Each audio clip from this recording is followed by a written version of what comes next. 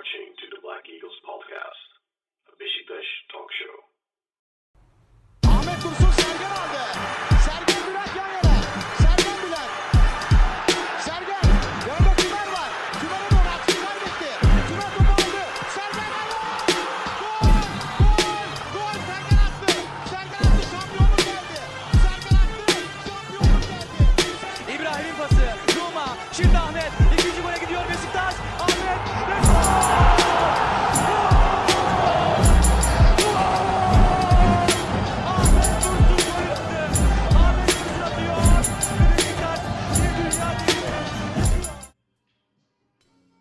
Hello, Black Eagles. Welcome back to the Black Eagles podcast, episode 333 for the post-match after the Kayserispor game. Beşiktaş have now won 4 in a row in the Turkish Super Lig for the first time this season and 6 in a row in all competitions under Ole Gunnar Solskjaer. So, great start to Ole Gunnar Solskjaer's career. More importantly as well, it is Beşiktaş's 122nd birthday. Did I say that right? Beşiktaş are officially 122. 22 years old. Yeah. And we're going to talk about that because there's a bit of logo change that we've known about for a while already. And there's some fun stuff to talk about. But before we do that, let's welcome all the new subscribers, because we got a bunch of them over the last couple of days. And let's welcome the old ones as well, of course. Please join us in the live chat, guys. Let's talk about the match against Kayserispor. Let's talk about the logo change. Let's talk about some other fun stuff that coincides with the 122nd anniversary of our beloved club. My name is Kamil, and as always, I am joined by my co-host, Sinan Schwarting from New York City. Take a bow, sir. Thank you very much. Fresh off the latest Schwarting report, which Con and I think, knocked out of the park yesterday. Folks, you ought to check that out. Definitely worth a Patreon subscribe for anyone out there. But yeah, it's a great time to be a Beşiktaş fan yet again. Finally, we can say that again.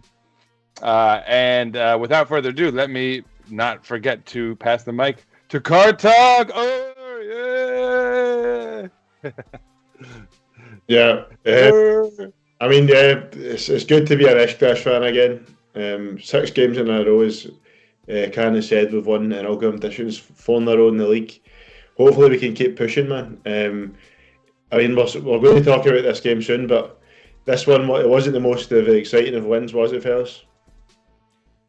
No, it wasn't a great game. Yeah. I thought, right? It was a bit of a. It was a champion's match. 3 points, Kartal. A champion's 3 points. Yeah, you can call it that, I guess. I'm gonna change the color on the chat, by the way. One second, I have to put on a little. I know Kartal was historically a Miami Heat fan, so I got to put on a little something.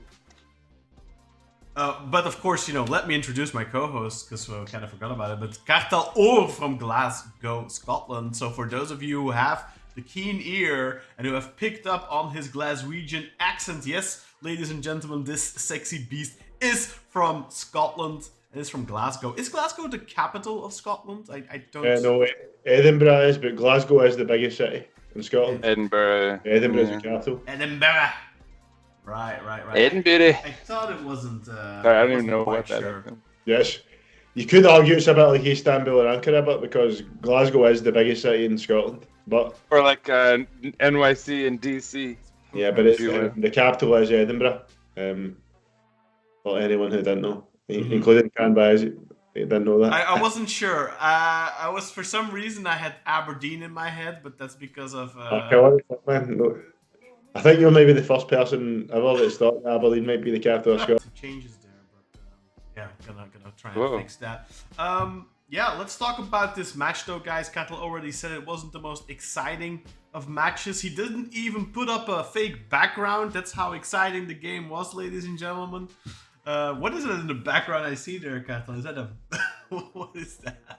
Oh, it's an exercise. Yeah, it's like a elliptical, it's called. Yeah, there you go. A what? Elliptical. No Elliptical. I have no clue what that is. Yeah, it's like those things where you like step and it's supposed to be like a good full body exercise. cardio is for losers, right? Guys, I don't know if you saw this. So, I am Cartel as a Miami Heat fan. I had to put this on. Oh, Knicks that's had what you were wearing yesterday. I was wondering to myself, what is that beanie? I had to wear some Knicks gear because we were playing the Heat, and then the Heat were just rocking us, and I was like, damn it! I like wore the Knicks hat and everything, and I'm gonna make a fool of myself. But then the Knicks had their largest comeback of the season. Ooh. Huge W over the Heat. My condolences to Cartel, but I just had to. Since we're all on the same team, 99% of the time here, had to rub that in a little bit. The Heat are struggling a bit this season, man. It's been a weird season, but I think they're kind of on the uptick now. We're gonna lose people, guys. We're gonna lose people. Yeah, sorry. Had to get rid of Jimmy Butler. Jimmy Butler. Anyway, let's focus on. I was gonna say actually, maybe let's quickly do the lineups. Let's do the lineup, and the stats. Let's get through this because through that. Yeah. These comments have been coming in hot and heavy lately. I gotta give them their due. All right, so yes, another home match against Kayserispor, which it was good. After a couple away matches, we needed to be at home.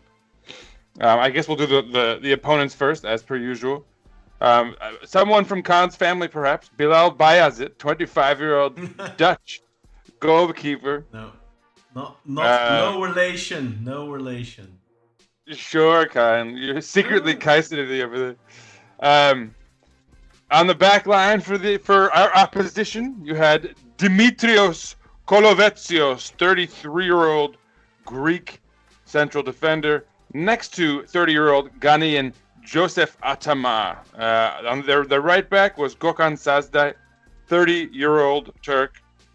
And opposite him, Hasan Ali Kaldırım, 35-year-old Turk, who I think many will recognize the name of.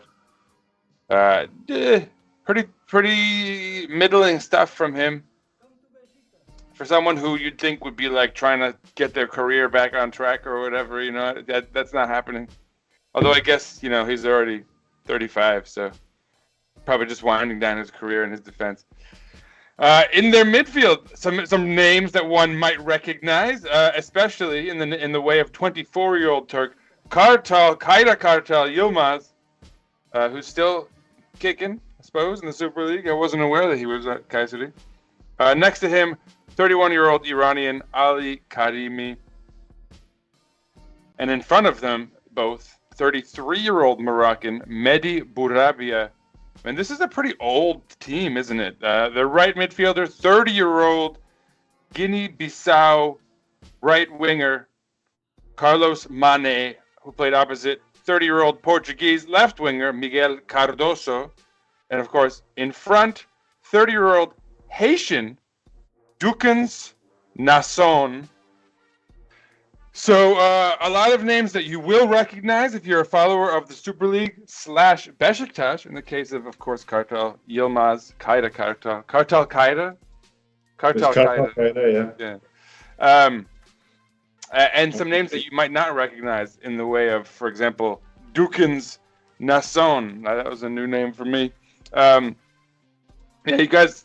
My voice cracked there. Sorry about that. You guys have any comments on Kayseri? Any of their players?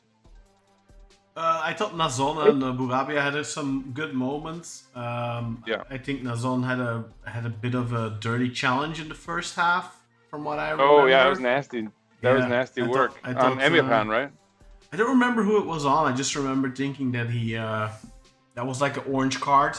Maybe not enough for a red one. I think he stepped on the heel on purpose. It was a very deliberate studs to the heel.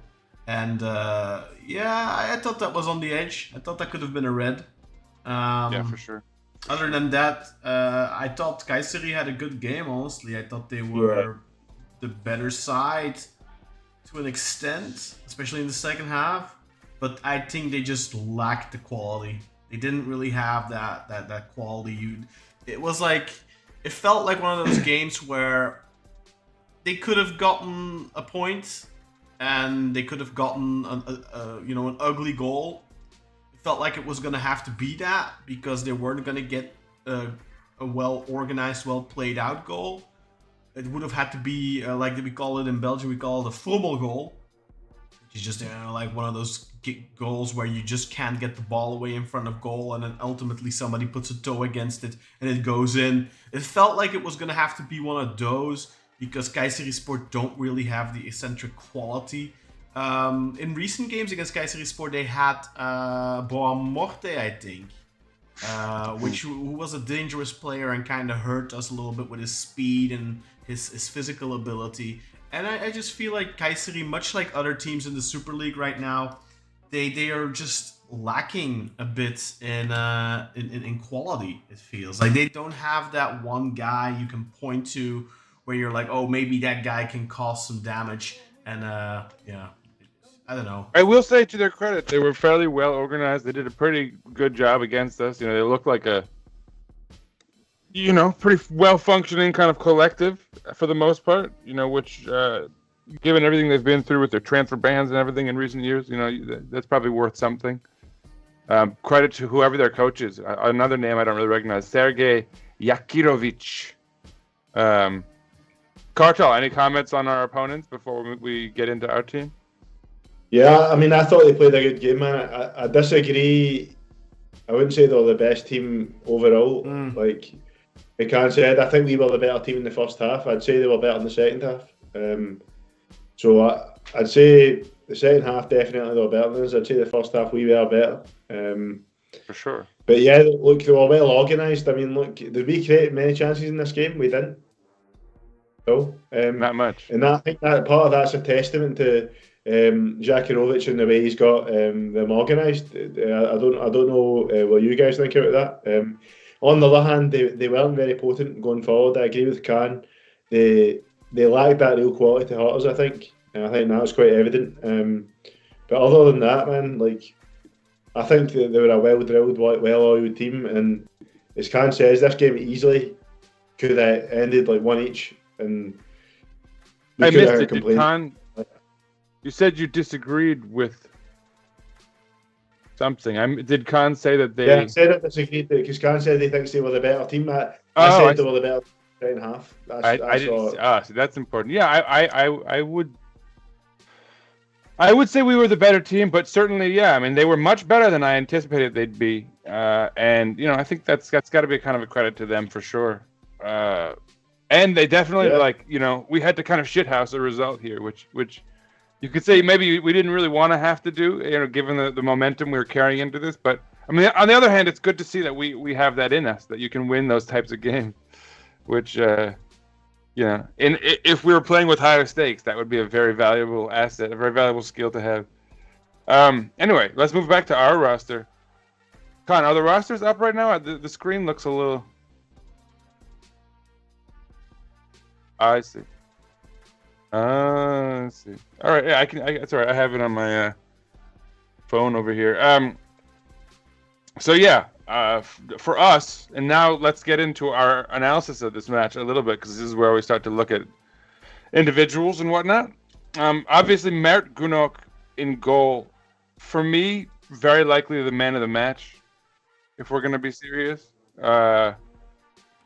He had some very vital saves and didn't really put a foot wrong. And this was one of those games where even his bad passing didn't really have any kind of like negative net impact whatsoever. I didn't even notice any bad passing, honestly. Yeah. And I always felt that Mert was one of the better passers when it comes to Turkish goalkeepers. So I kind of find it weird that we've kind of in recent, like maybe over the last year or so, have started criticizing his passing as he's one of those goalkeepers that it's his clearing. It's his clearances that are like a little wonky, I guess. Yeah. He does sometimes make bad decisions. But if you remember, was it the Fenerbahce game last year, Kartal? Where was it last year or 2 years ago? 2 years ago. Yeah, where his passing actually was really, really vital in that 2-4 win in Kadıköy, and his feet usually are quite good. I just wonder whether or not we view his footwork as not great because he doesn't get options, because players don't offer him an easy passing option, an easy outlet, and then he has to boot it up the field, Yeah, I mean, definitely, it's his clearing that's a weakness, and yeah, it's true. You don't see him like miss kick the ball when he's trying to. I think he's very inconsistent, man. Like, see if you watch like the Austria-Turkey game from the Euros. Yeah, This guy was fucking like Neuer or something, man. But then see if you watch the Ajax game, for example. Yeah.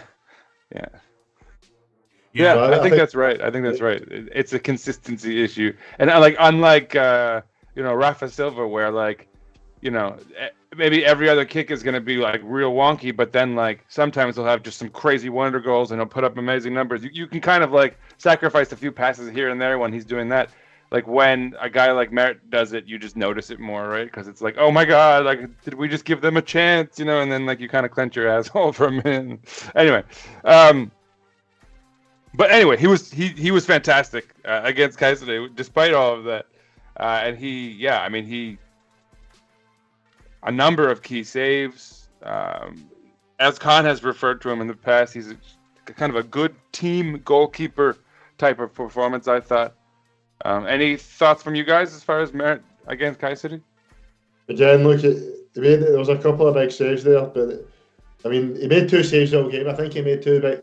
The 2 saves when he had to make them, I think at least one of them was very good. So you need to give him a lot of credit, man. Yeah, I think it was in the second I wonder half, if right? like he had a couple where he like cut out would-be shots, so they don't get a shot, and but like he was still vital in defending, getting, preventing a chance maybe. So shouts to him. Like I feel like I'm probably the hardest on Merit sometimes, and I don't really give him credit all the time. But I've been hard on him as well. Honestly, I've never been the biggest Mert fan, but I definitely this spell this season. He's found something, really man. Good, yeah. I mean, and along those lines, right? Like, it's worth noting, and you gotta, for all the times that we've like bagged on keepers, and by we I don't even mean the 3 of us, but like our fans.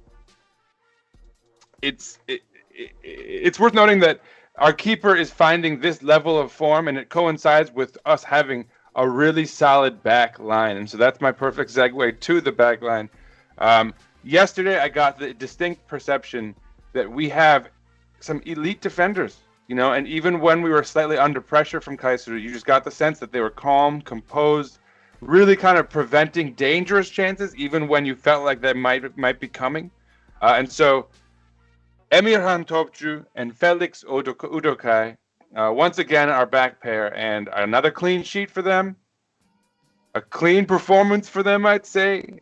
Both had high ratings on FOTMOP. Very high ratings, actually. And yeah, I mean, I think their performance is merited. I watched the game a second time last night, as I do sometimes, because it was on hard cable here in the U.S. on beIN USA later on in the evening. And that was actually the thing I came away with the most of all, was just how solid the back line was throughout this match. And whenever there was that spell of pressure that that Khan was alluding to, it was really those 2 and Mert who were just like holding firm very consistently. So, you guys, thoughts on those 2, on our back pair? Yeah, Emirhan was incredible. Sorry to cut you off, Kartal. Emirhan, I saw a stat after the game. He won all 7 of his ground duels, and he won 3 out of 4 aerial duels.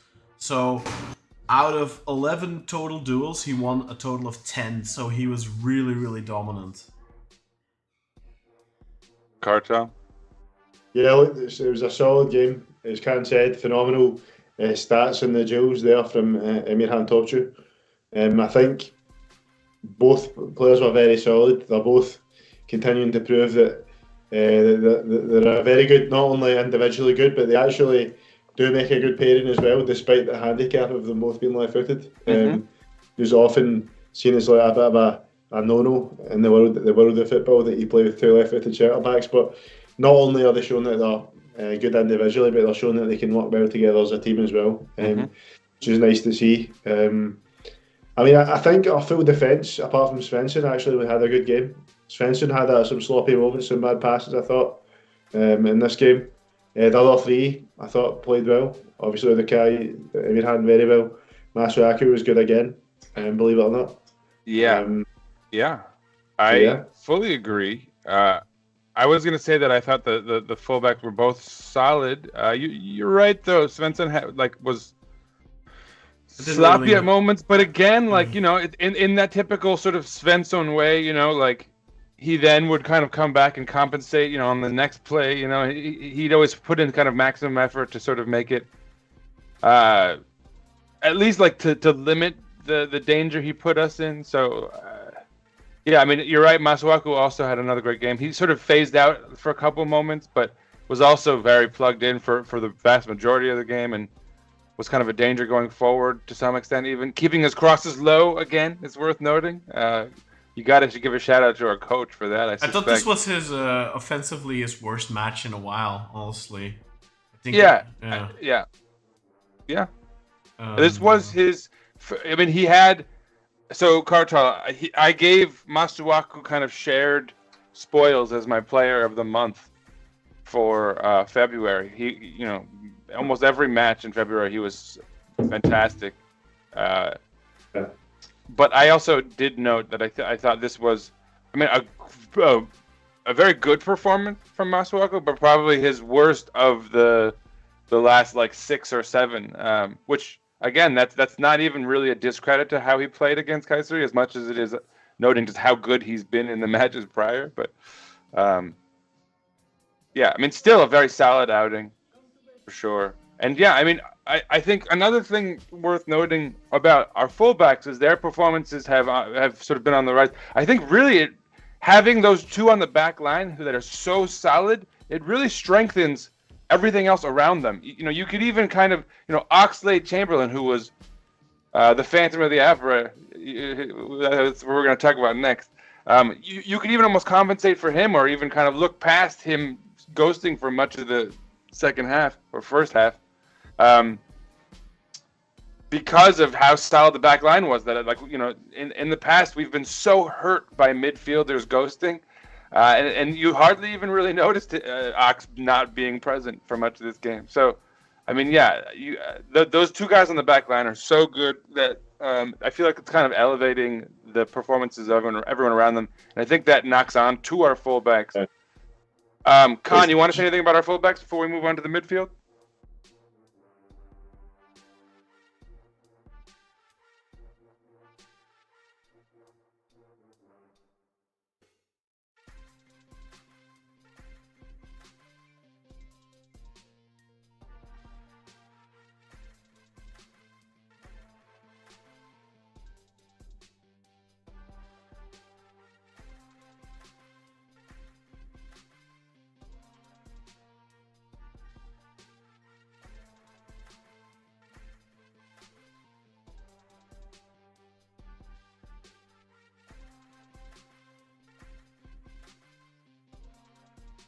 Mm-hmm.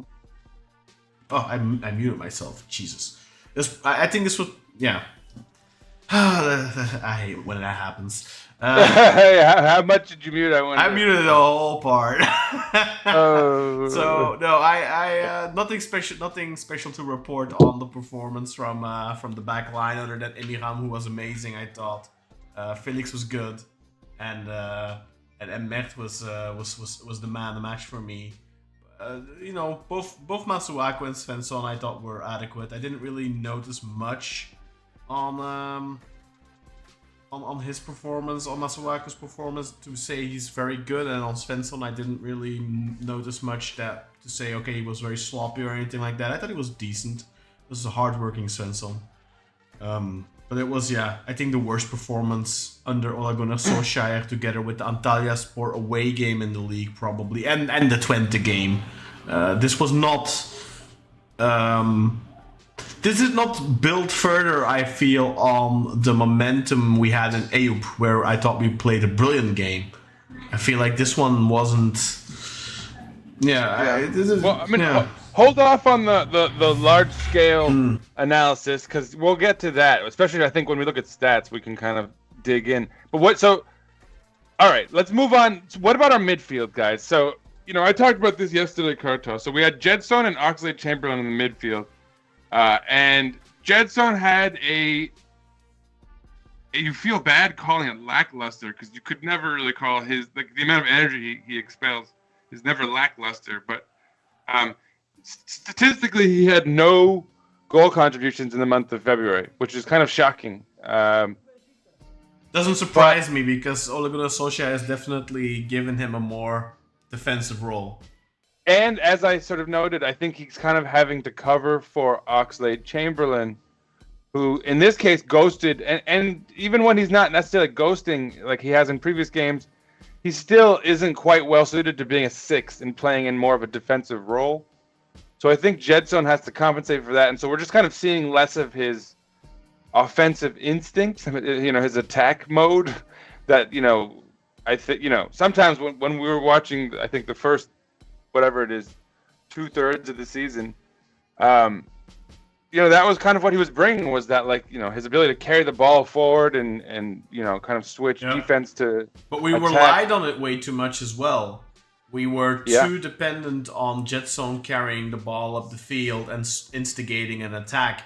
And in a way, it's nice that we don't necessarily need it. For sure, we aren't really missing it that much. It was often, I feel like, out of necessity, or maybe Giovanni Van Bronckhorst was just using him differently, which he definitely was. But I think right now under Solskjaer, Gedson is the 6. He is the natural 6, and Ox is more an 8, I guess. I don't know. I mean, he's also playing deep. I guess he's playing more I think he's playing more the Ozan role, perhaps, trying to be... And I think they're kind of alternating and kind of sharing responsibility. And in that sense, I feel like maybe Ox was getting a bit harshly criticized in recent weeks, but I mean, certainly against Kayseri, he was the ghost of central midfielders past. Well, do you know what, Sinan? I couldn't disagree with you more. I thought Oxlade-Chamberlain was very good in that first half. Yeah, his passing very, very good. His dual stats weren't very good, and he did lose a couple of balls. But I thought, in terms of advancing the play, he showed some great passing ability. I mean, I did say it was the second half where he was really ghosted before he got taken off. But I thought even in the first half, he could have asserted himself more as far as getting to balls. Making sure we win balls in the midfield so that we can kind of turn it into attack. Yeah, I mean, he's not really. He didn't have much of a defensive performance for sure. He only had 2 recoveries, didn't win any tackles, only won 33% of his ground duels. But I think in terms of his passing was really good. It's true. In that first half, where I was saying, because I was in my mum and dad's house for the game. I was watching it with my brother and my dad. We were saying to each other, Ox is playing a good game today. He was passing the ball very well. In fact, his pass percentage, he completed 37 out of 39 passes, which was 95%. And he played 10 passes into the final third, which is very, very good. 10 passes into the final third in 58 minutes. Mm-hmm. Very, very good start. But I think that's and that's where I feel like the criticism he's been getting has been a little harsh, because he has been capable of that, and even in, I think, games where he wasn't as where that wasn't as marked statistically, still you saw some moments where he'd get the ball out of the defense and you'd think, man, how did he do that? That was so skillful, and it's very deft sort of. I mean, he has it in his bag. It's just you'd like to see a little bit more. And again, right, given his injuries, maybe he doesn't really want to go into tackles as hard as he might have. I think that's just not his role, I think that's Jetson's role right now. And Ox was never... No, I know, but there were so many times where he would literally be a step away from, he could have interceded, you felt, and I don't know if it's not lack of effort. I wouldn't call him lazy, but maybe he was just a step behind, or he wasn't kind of geared towards trying to intercept balls where he maybe should have been. I don't really know what that. Yeah. I mean, quantifies. I think to bear in mind, guys, that this is a guy that wasn't taken to the summer camp. Yeah. He was banished from the squad. Yeah. He was brought back in right at the end of the transfer window after they couldn't offload him. So we're talking about a guy that's not had a summer camp. He's had injury problems anyway. Yeah, I mean, injuries, I think... He didn't get a proper preparation with the whole team would have affected them as well. I think Oxlade-Chamberlain played his best game this season in that first half of this game. No, I'd go as far. I don't agree He's with one of the that. best players in the first He half. had a couple of games ago. He was like masterfully distributing the ball with fantastic long balls, almost Musrati-esque. I don't remember which game it was. It was a couple of games ago, and he definitely stood out to me more in that game. But I think in all, under Ole Gunnar Solskjaer, he's been. I mean, people have been harsh on him and criticizing him. I feel like he puts in an okay performance in most games. Sometimes he is a ghost, and you're like, okay, we probably could have done better with maybe giving Amir those minutes or giving Elan Ricardo those minutes. But that's not something that's super prevalent, I feel. And I do think that, I personally think it's a positive thing that we are giving him these minutes, because that could potentially At least make it easier to get rid of him, right? Yeah, exactly. It could get interest. It could, if he goes into the summer without, fully fit, and he has, 1,500 minutes under his belt, it's going to be much more likely that a championship side or a Premier League side takes notice, and he's like, Ox has played a decent amount of minutes in the second half of the season, didn't get injured. Okay, maybe we'll take a punt on him. So I think in that regard, it's going to be making our job much easier in the summer to offload him. So people are being, and rightfully so, I think, a little bit worried about why is Elan Ricardo not even on the bench? Why is he not getting minutes? Why hasn't he played a single second? And I understand all that, and I agree with that to an extent, for sure, because I want to see him too. But I also think that giving Ox these minutes is not a waste. I think it could potentially be beneficial if we try to offload him in the summer. Also for him personally, I mean, I think for him to be back included, back in the fold, he's maybe going to be much more willing to play ball as well in the summer. Yeah, I agree with all that. Yeah. This is actually, and you mentioned it, I think probably our opportunity also to comment on the performance of Amir Hadziometovich, who had a pretty sizable output in this match. And he's sort of he's a quandary for me, honestly. I on the one hand, like when he came on in this match, I appreciated that he was like flying around all over the pitch, getting in the mix, like taking the ball off of our opponent. Like he seemed very active, and yet because he's so hyperactive and almost, he was on the left side, he was on the right side, he was all the way up in our attack. I almost feel like sometimes it opens us up in the back, where positionally he's not where he needs to be, and it kind of opens gaps for the opponent on the counter. Amir. So, I mean, Amir. It's his strength can be a weakness, is I guess what I'm saying. But I did appreciate his effort yesterday. He really was tackling or intercepting the ball. It seemed like all over the pitch for those moments he was out there. What are you guys' thoughts on Amir? I mean, to be honest, I didn't really notice him in the game. Yeah, that's how I feel about him every game. I think it was a mistake to call him back. I understand why they did it, but he wasn't setting the world on fire at Rizespor. I feel like these are minutes that should be going to Elan Ricardo instead. I don't really see the point of calling him back and giving him all these minutes. I really don't. Maybe again, it's part of trying to move him on in the summer, perhaps. I didn't see, from the games that I did watch of Rizespor this season, there wasn't really anything there where I was like, okay, I want him back now. I think you. Yeah. I don't. Yeah. I don't quite understand. I feel like move.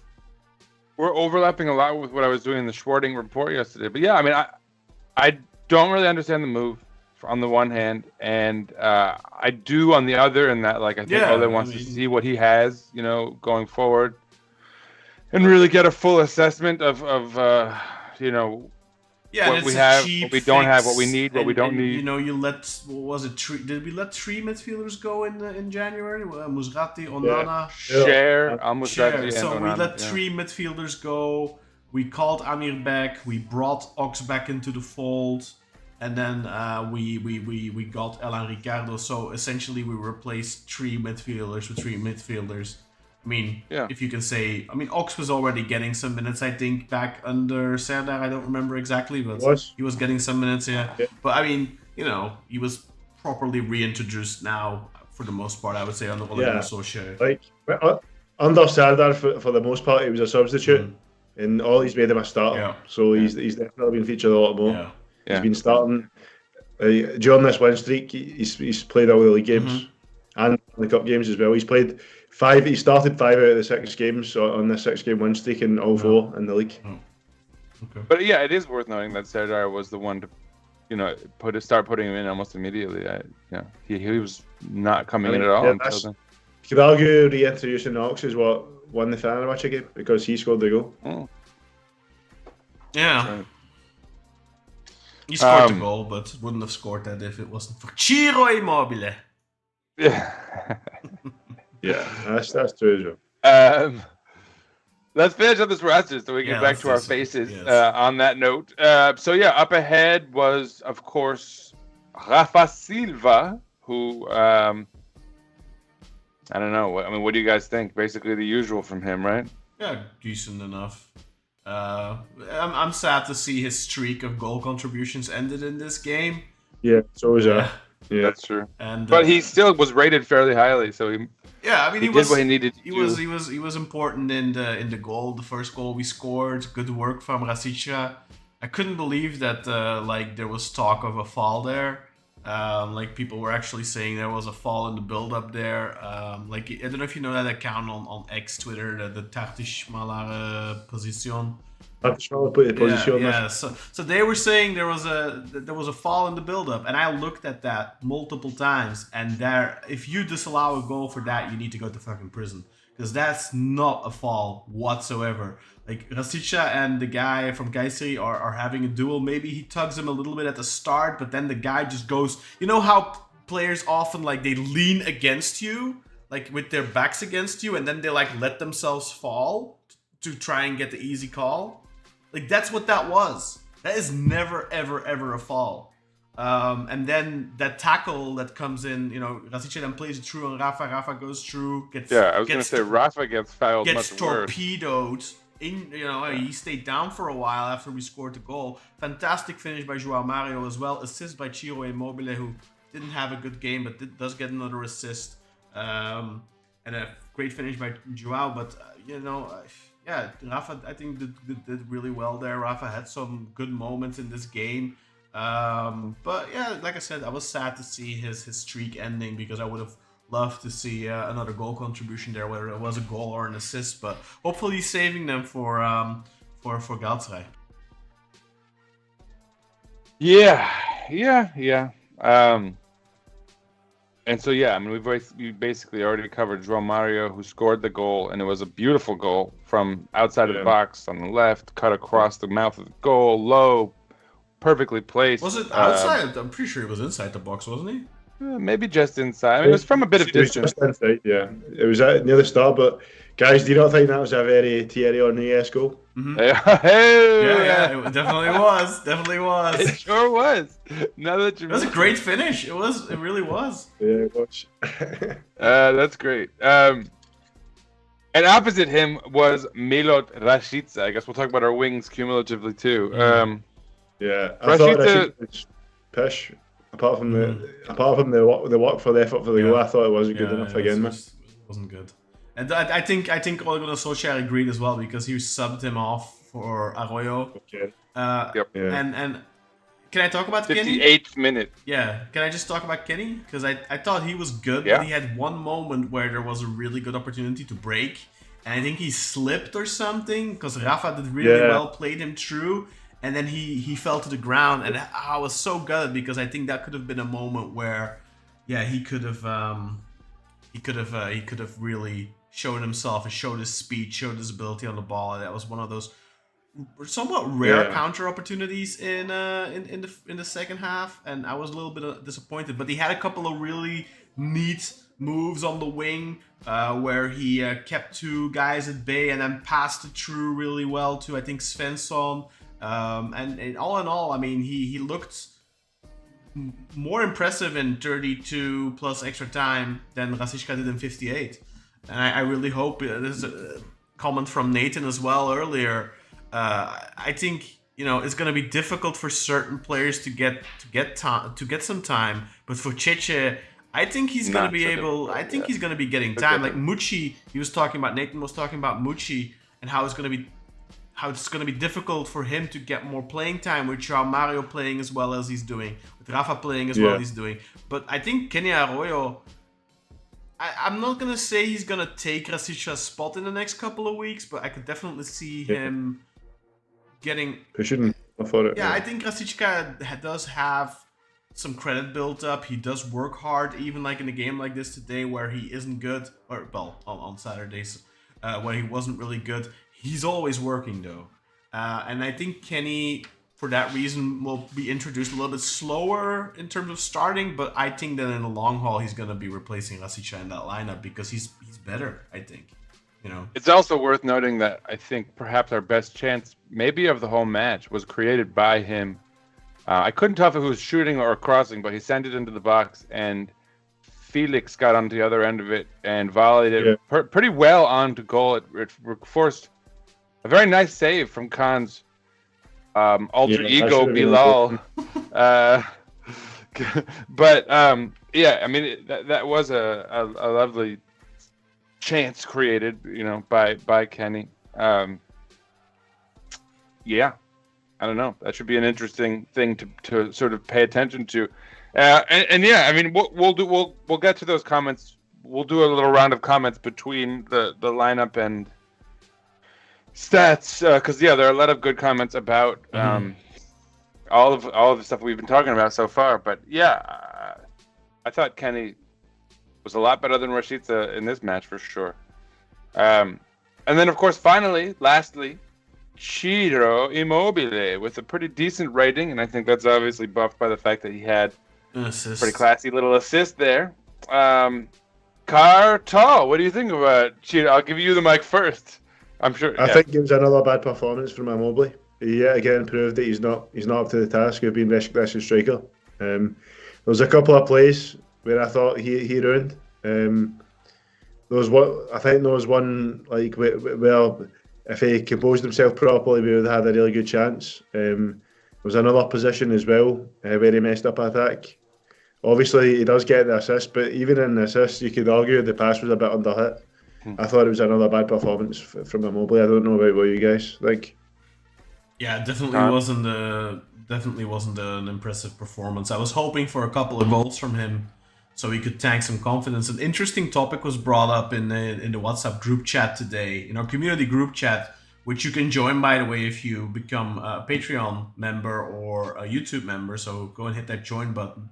So the topic was brought up, maybe the fact that his family moved back to Italy has something to do with his dip in form, because obviously he's a family man. He's somebody who loves to spend time with his wife and his kids, and then being away could be difficult for him. But I don't want to be looking for excuses. I think it just wasn't good enough, and Ciro knows it himself as well. I think. I mean, we've seen over the last couple of weeks, him coming off at halftime and being very disappointed with himself for not scoring goals, for missing opportunities. I don't remember exactly which game that was, like 2 or 3 matches ago, when he got subbed at halftime. But you could see Ole Gunnar Solskjaer consoling him at halftime, because he knew, obviously as a former striker himself, how difficult it is when you're in a rut like that. Having said that, though, then there's Simi on the other end of the spectrum, and I know Simi gets on the score sheet today. I think he was a really good penalty. I was surprised, actually, because last season, I think many of us were wondering, why does Simi not take the penalties? Why is he not taking the penalties? It could add further to his stock. He could have added 3-4 more goals to his 11, and he would have had like 15 goals or something. That would have been, only upped his value even more for potentially selling him this past summer. So we were all kind of thinking maybe he's not confident in taking penalties. And I thought this was a really, really good penalty. That was exactly how you want to hit it. Low and in the low corner, hard. Almost, goalkeeper can't get to that almost. But other than that, I didn't think Simi was good again. There's just so many a time, I feel like, where Ciro doesn't play well in the first 45 or 60 minutes he gets. But then Semih comes on and he somehow does even Doesn't worse. take the I feel, position. because I think there's a lot of stuff with Ciro that, okay, we want him to score goals. He needs to score goals. He needs to justify being our second highest paid player or highest paid player together with Rafa. He needs to justify that by contributing to goals, not only assists, but also has to score goals. He needs to score goals more frequently. He can't be, having a stretch of 7, 8, I don't know how many games it's been now since he's last scored a goal. It's been a while. So that can't happen. Having said that, though, I do think Ciro, even when he isn't having a great game, he still does stuff better than Semih, most of which is creating space for Rafa. And I feel like Semih doesn't do that well. And as long as Semih isn't going to pick up his own personal game, I think Ciro needs to keep starting, because right now I still think Ciro is better than Semih. And yes, you can argue, okay, but Semih is only 19 years old. He has a much higher upside. Yes, that's all true. But I think if whoever of the two enables Rafa and João Mario and other players to play better, should be playing. I don't think we should be playing Semih just for the sake of playing him if he's not grabbing the opportunities he's been given so far. Yeah, no, I fully agree with that, Ken. One thing that Mobley does do is he still runs, and he runs. He'll run it to the left often, and that'll attract the centre back sometimes out wide, which can create space for like guys like Rafa to make a run down the middle. So stuff like that is very useful. And with Semih, you've got no football IQ almost. Like, he doesn't do any of that. So it is definitely an upside to Mobley, and I do agree that as much as bad as Mobley is just now, he is still more effective than Semih. Yeah, and that's to what Murat's saying in the comments. Murat Seyhan just said, I think that choice was pretty hierarchical rather than strategic. Well, I don't actually, for these reasons, I don't agree with that, because I do think that there's things that, if you don't pay attention to them, hierarchical. I think if you don't pay close attention to runs off the ball, but do it, Murat, please. In the next couple of games, watch Ciro, watch how he pulls defenders away and how he creates gaps in the defense, and how Rafa in turn uses that space to be dangerous, to create opportunities, whatever. And then in the second half, when Semih comes on, do the same thing with Semih. Watch him. Watch how he pulls defenders away. What Semih often does is pull defenders toward the guy who he's supposed to pull them away from. Khan, speaking of hierarchical, switch to our faces. You can put yourself in the big box. Oh, okay. Hierarchically put myself speaking. in the big box. But no, I definitely agree that superficially, it does look like more like a hierarchical decision. To play Ciro, because obviously he has the stature and all that kind of stuff. But I do think Semih needs to work on those things. It's very important for him to do so, because he needs to develop, man. And that is his. I think right now. Oh, he meant that the penalty was hierarchical, that giving Semih the penalty. Oh, okay. Because I was going to say, and just to sort of piggyback, but also kind of expand on what you guys are saying about another reason for playing Ciro and helping him get his feet under him is we are investing all of that money into him, right? Like, there's a part of you that wants him to be contributing and to find that some degree of form, so that he's, so you're not wasting a ton of money, and B, so that when the time comes that if you do want to move on, that there are suitors who are like, okay, yeah, here's a guy who's put up this many goals in the Super League for a pretty good team.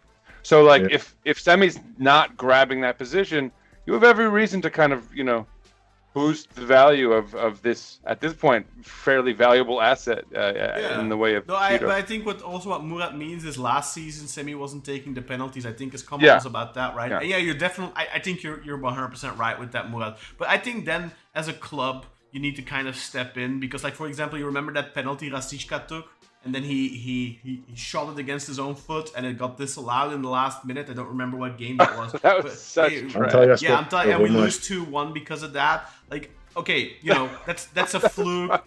Shit happens. But I do feel like, last season, other than the cup, the only bright side of last season was Semih. And I think we should have put all our chips on Simi last season. And I don't know how many penalties we got in the second half of the season, maybe 3, maybe 4. I think Simi should have been taking them because there wasn't all that much we ended up playing for. I think we ended up finishing the season in 6th place or something, so we didn't end in a European spot regardless. So if we didn't actually end up winning the cup, we wouldn't have gotten the European ticket. So we really shot ourselves in the foot there. But clearly we weren't putting all that much importance into the league anymore. So I think we should have just had Simi take those penalties. And then when I see that penalty on Saturday from Simi, that was a really good penalty. That's like how you want to kick a penalty. So I hope, that could be something else. Nathan, by the way, has been asking about Muci, and I think we should, since we're still talking about this. Let's do these comments. Yeah, let's go through these comments before we do the stats and sort of wrap up our analysis of this match. So Billy Erdogan says hello, Eagles. Hello to you. Sebastian Heinoth, the non-sporting director. Hello, everyone. From the Heart Videos, we on the up and up. We are indeed, and it's good to be able to say that again at long last. I wonder from the Heart Videos if he has his own YouTube channel or something, because that seems like a YouTube channel name. It does. It does, sure right? does. I'm gonna check that out actually. And then we have Carlito in the group. Good evening, gents. Reason to smile. With you in the chat, sir, there's always a reason to smile now. Sorry, I was just kidding. Emir Efe says, Açarız radyoyu Rafa nereye biz oraya. What does that mean? And did I butcher our mother tongue? I wasn't really. I'll get it up, man. Sir, there's a... Where Rafa is, radyoyu Rafa nereye. Wherever Rafa goes, we go as well. Sure. I mean, I don't know if this is the match to say that. Certainly, like Antalya, right? He lifted us in the very literal sense past them. It was good though. Say again? I mean, he wasn't bad in this game. No, he was. Yeah. I don't know if he was the tide. I mean, I think yesterday's man of the match for me is Mert. As we said, Mert. Maybe João Mario could be my player of the match out on the pitch. I mean, obviously he'd be a contender for it. So He scored a great goal. I don't know. I thought this was one of Mario's less impressive games so far. Since he came in January and was our new signing. You know what I mean? Like I feel like this was one of his. I thought he was pretty solid. Yeah, I thought he was pretty solid. I thought he was solid still, man. Yeah. And I think the playmate suffered a bit as well when he came off. Yeah, definitely. I think that's true. It's funny how Mario was like suddenly like the most important or second most important guy in the team. Guys, we should be live reacting. Oh, Göztepe and Samsun finished their match level. 2-2. It's good for us, I think. Very, very good for us. It was 2-0. It was 2-0 for. They have a 3-point advantage on us, but we have a game in hand. Yeah. We have a +2 goal differential already. The goal differential doesn't matter because we have the head-to-head. Yeah, because head-to-head, that's one thing that good old Gio gave us was a big old W against Samsunspor at the beginning of the season. Yeah. So that is fantastic news for us. We could. If we win that game in hand, we are in 3rd place, folks. I was debating with myself kind of what I'd prefer. Would I prefer Göztepe to win? Would I prefer a draw? Because a win for Göztepe is better for us because then we just mathematically overtake Samsun if we win our game in hand, and or whenever they have their bye week or whatever. But a draw. But then they have momentum. Exactly. But then Göztepe starts building momentum. And I know they're 9 points behind. Well, I guess now I think they're on 36 points now. Or am I wrong? Let me check. We're on 44 points. Yeah, exactly. 36. And they're on 36 points. We have a good 8-point gap. So we have an 8-point gap now. So that would have been a 6-point gap. And okay, so I think we have positive momentum right now. I don't think Göztepe are going to catch us. But still, I'd prefer I'd prefer to keep them breathing, that breath out of our necks. I don't want to have to look down. I don't have to worry about what's behind us. I only want to have to think about what's in front of us and overtaking that. And that's Samsunspor right now. So I think a draw for us is good. Virtually, it puts us on level points with them if we win our game. So, or if they, I don't know when Samsung has their bye week, but I think it's good, But also, you have to give props to Samsunspor coming back from a 2-0 in Izmir. That's not easy. Yeah. That is worth noting because they were. I was actually kind of expecting to announce that they had won because that was the latest. And so it was Billy Erdogan who said Göztepe is leading 2-1. We're getting the third place if we win our next game, and that's still true, by the way, even though they held out for the draw in the end. Black Eagles podcast out there commenting. Nathan Davis says, it seems to me we need to find more minutes for Muci, and this is what Con was wanting to talk about. But it's hard to see how to do that in our current formation when João Mario is in such top form. I'd rather see more of Muci and less of Rashica. Well, so the problem there, and then he says not to mention Cheche, which is, that's the problem for me, is that I think I'd rather see Kenny Arroyo there than Muci. That said, and I'm doubling up on Schwarting report material, but when Rafa went down in this last match for a minute there, and it looked pretty scary, in the back of my mind was the thought that at the very least, that's the one position that we have coverage for because of Muci. Yeah, but the drop off is so big. Like imagine it is a huge drop off though. But like at least it's the biggest loss as far as like the most talent we have on the pitch at any given time. But then it's also the best player we have on the bench. So like at least in your mind that it kind of like gives you something to work with there. But I don't know, man. It's a bit of a quandary right now as far as how to fit Muci in because. Well, I know with João Mario being as good as he is. Did you think he was good coming on? Because I didn't think he was good. Some people were talking about that he's actually good, but he won us a penalty. But before that, he almost he had like 2 or 3 times he lost the ball, kind of stupidly. I thought it was quite good. Sorry.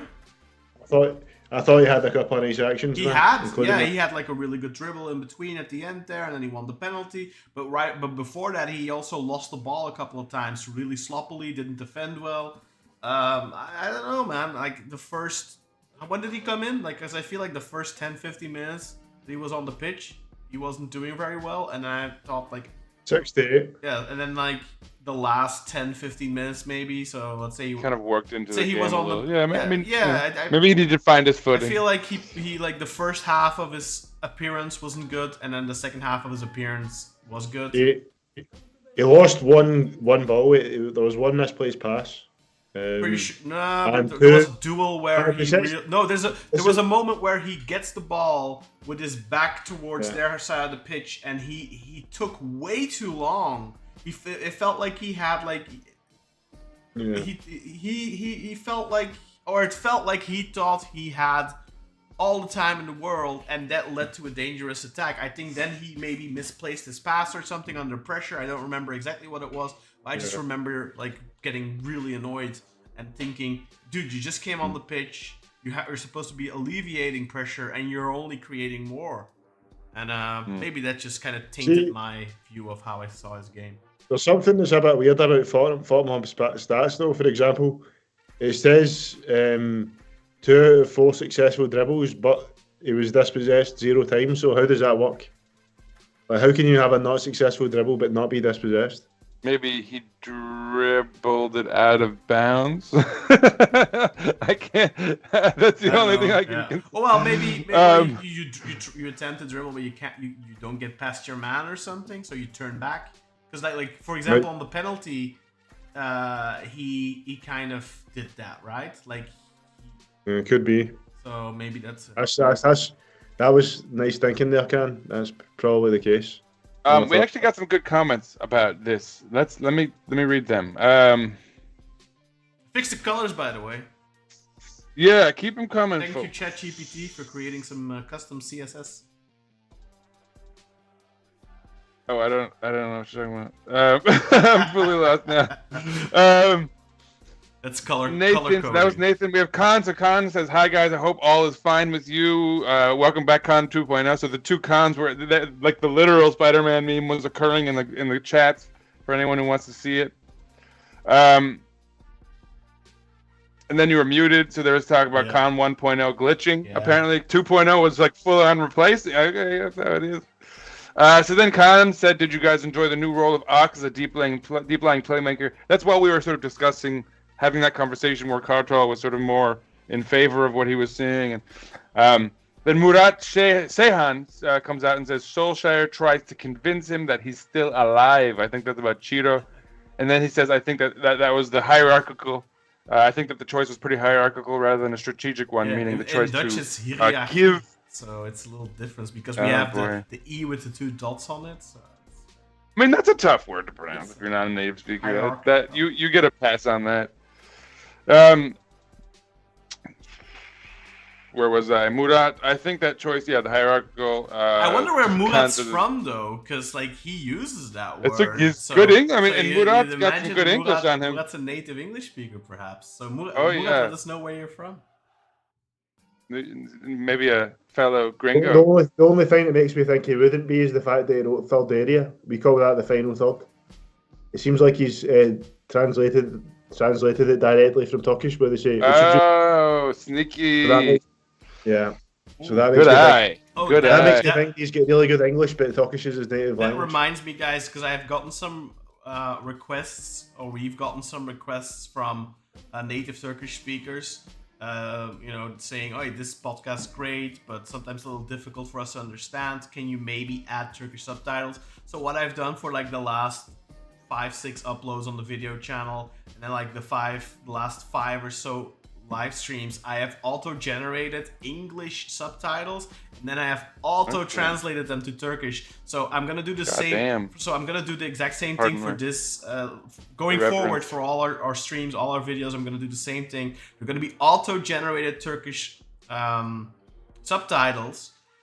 That does mean that the subtitles aren't gonna be perfect, but I spent like, I recently did an interview with Egil Sande, and then I did another interview, and I did the subtitles myself, and I was literally there for like a 35-minute video. That's like 2.5 hours of translating, and you're just writing out the grammar properly and stuff like that, and it's horrible. So I'm just gonna do it automatically. The auto translate is pretty good, so it'll be fine. It's just like words like Beşiktaş. Yeah, it'll make something weird out of that. It'll make it like or something. Like, but Murat says, he was born and raised in Istanbul, by the way, folks. So. Yeah, I could tell just because he wrote third area. Final third, I could tell. Well, still hierarchical. You're still going. Who knows, Murat? Nathan Davis, could Muji get some minutes at striker? Oh, I've had this. We talked about that recently. That's been my little agenda for a minute. Like in Albania, when he first came up, before he went to, was it Legia? I think it was Legia Warsaw, right, where he went. Yeah, so before he went to Legia in the Albanian league, apparently he was a striker, and then he went to Legia, and they put him behind the striker. They put him on the wings. They tried a little bit of both. So there's definitely why not, right? Like you'd think. But at the end of the day, it's Ole Gunnar Solskjaer and Erling Mo who have to make that decision. And so far, it doesn't seem like they're considering him as a backup striker. So I don't think it will happen. I definitely think it should be considered. It should be tried. I'd like to see it. Because as long as both Semih and Chiro aren't really performing, why not try different things? We've tried Mustafa Hekimoğlu. I was almost going to say Pektemek there. We've tried Mustafa Hekimoğlu, and Mustafa Hekimoğlu isn't convincing either. So, like, all 3 of our striker options right now aren't great. And now that Muci's back from his injury, who knows? Maybe he will get that opportunity. We might even see Rafa as a false 9. I floated that out there last week, I think. I was going to say, maybe we get your Barcelona tiki-taka or false 9. Arroyo, Arroyo has the speed. He'll try him. Who knows? There's plenty of opportunities and options to be creative and to try it out. I don't know. I feel like it's all possible, but I don't think it's gonna happen. I think Muci will probably just be getting his opportunities on the left. But João Mario. Why not play João Mario as an 8? Play Jetson as the 6, Rafa as the 10 and then Muci on the left. That's also possible, you know. Maybe Ox can be dropped, for example. There's ways of, you know, making room, I think. Yeah. And then Nathan notes, finally someone noted this is my Beşiktaş espresso cup. Yeah, I had my second espresso while the lineup graphic. So where'd you was get up, that? This is from Istanbul, actually. My friend Khan, you know him, Batuhan. Batuhan gave it to me. His mom procured it for me. Okay, cool. Last time I was there. Where are we? Khan, the other Khan, says Muci has to improve himself as a winger, playmaker in Mario's role, as he's not going to be effective as Rafa.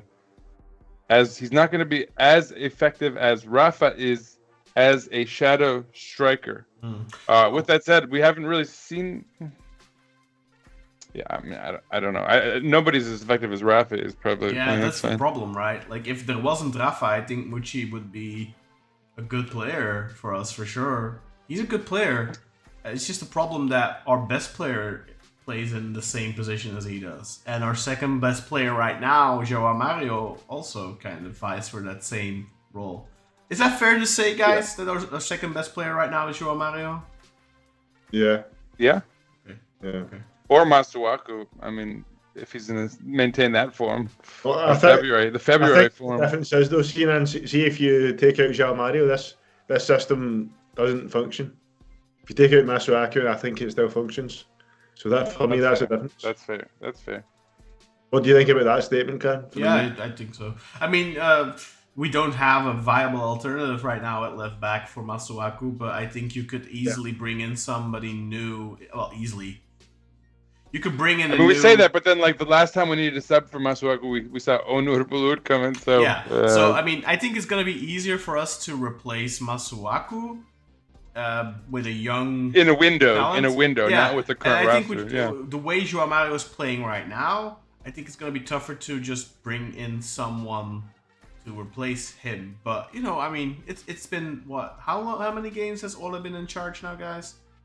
So it's been 9 matches. 9, So, he's 7-1-1, right? Let's say it's 10 games now where João Mario has been good, and I'm very happy about that. You know, I mean, I've been saying all along he's a good football player.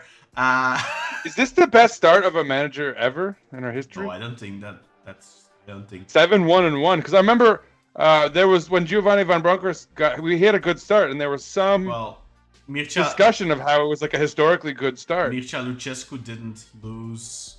I mean, I guess he lost in Europe, but that was only until Lazio, I think. So Mircea Lucescu definitely had a better start because the first half of the season in 2002-2003, we didn't lose a single game in the league. We lost in the cup in the second half of the season against SCHWARTING that season. And I think we also lost against Lazio Roma, but that must have also been like past winter because that was like the quarterfinals. So all 3 of our losses that season, we might have had, I don't remember if we lost twice to Lazio, I don't remember. I think we had 3 losses in total that season. I think they all came in the second half of the season, so that means for about 6 months we were unbeaten under Mircea Lucescu. Yeah. So. Another thing as well, like Gio didn't lose until almost 3 months into the season. Like he lost the game. The first game he lost was, in fact, that's just the league, I suppose. I didn't think about Europe. Yeah, he did lose to Ajax. He did in the league at the end of October. Yeah, but what? I mean, 7-1-1 though. I mean, you know, it's hard to do a lot better than that. I mean, yeah. It's a good story. I'm curious if anyone has that stat. Feel free to toss it up. Back to these to chat real quickly, so we can get to the stats of the match and then wrap up that bit. The chat just got interesting. Murat finished his earlier thoughts that I really doubt Muci's striking abilities probably won't significantly change the problem. Beşiktaş needs a big man, a warrior as a striker that facilitates their presence in the third area.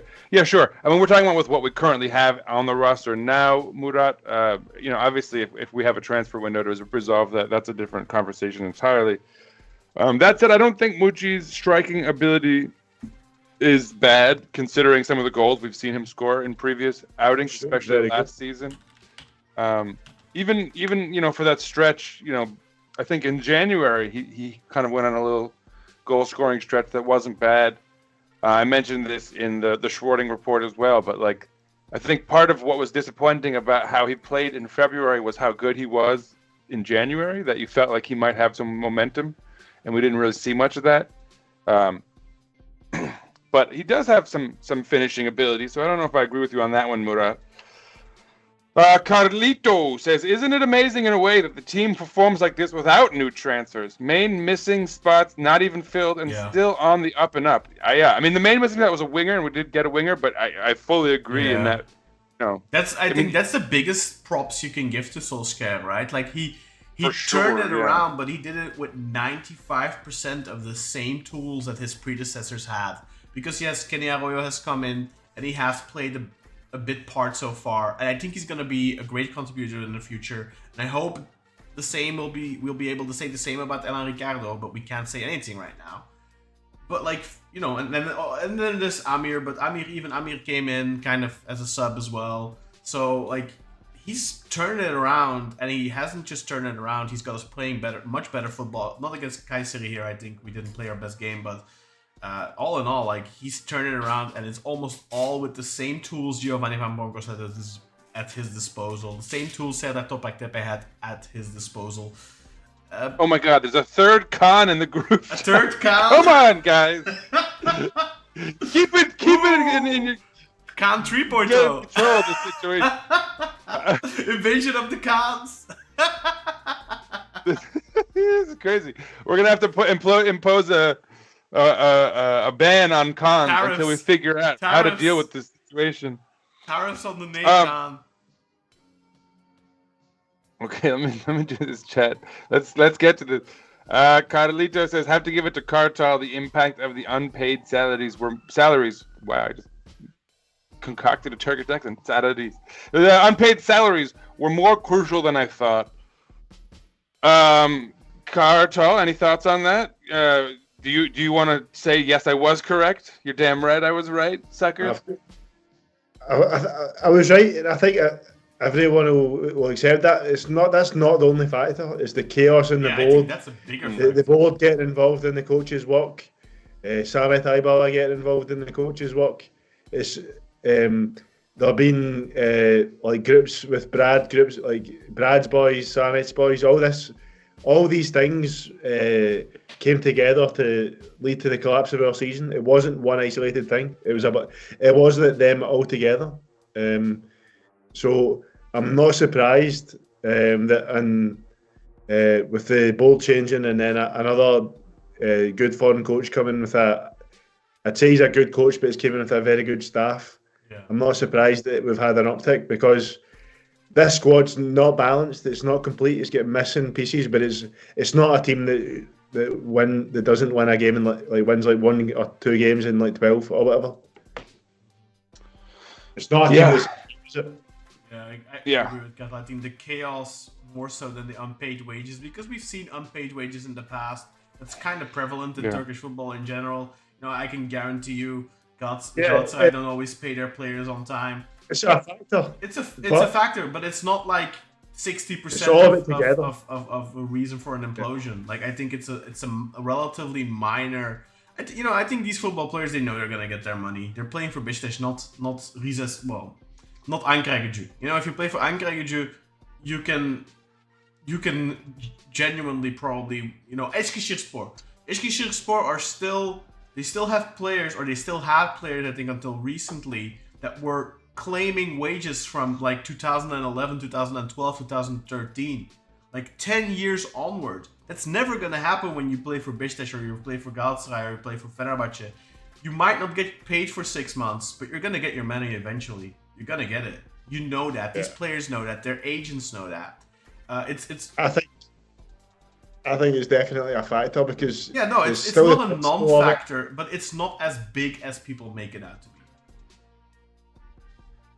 Right. Anyway, back to these comments. They keep coming. I thought we were almost at the end.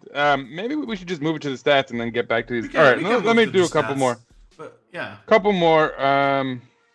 Well, there's other stuff to talk about, so we'll keep going anyways. Let's move to the stats of the match, and then let's do the stats. Let's wrap up our end of this deal. Let's wrap up the game, because I want to talk about some other stuff still after the match. Yeah, agreed. So our opponents had more of the ball, although granted they were down for much of the match. In the first half, that was completely different, by the way. That was 65% for Beşiktaş, 35% for Kayserispor. So that completely flipped in the second half, just to point that out. Yeah, and that's why I mentioned it was entirely a product of us having the lead and them, kind of trying to get back into the match. So that's to be expected. And they only had 52% of the ball, even despite that, so barely to our 48. Our XG was significantly higher than theirs at 1.74, which is 0.75. But even without the penalty, we're at 1, just about to their 0.54. So they didn't have even the 1. We had 13 shots to their 8, 6 on target to their 2, 1 big chance, and I'm assuming that's the one that Felix had saved, maybe, to their 0.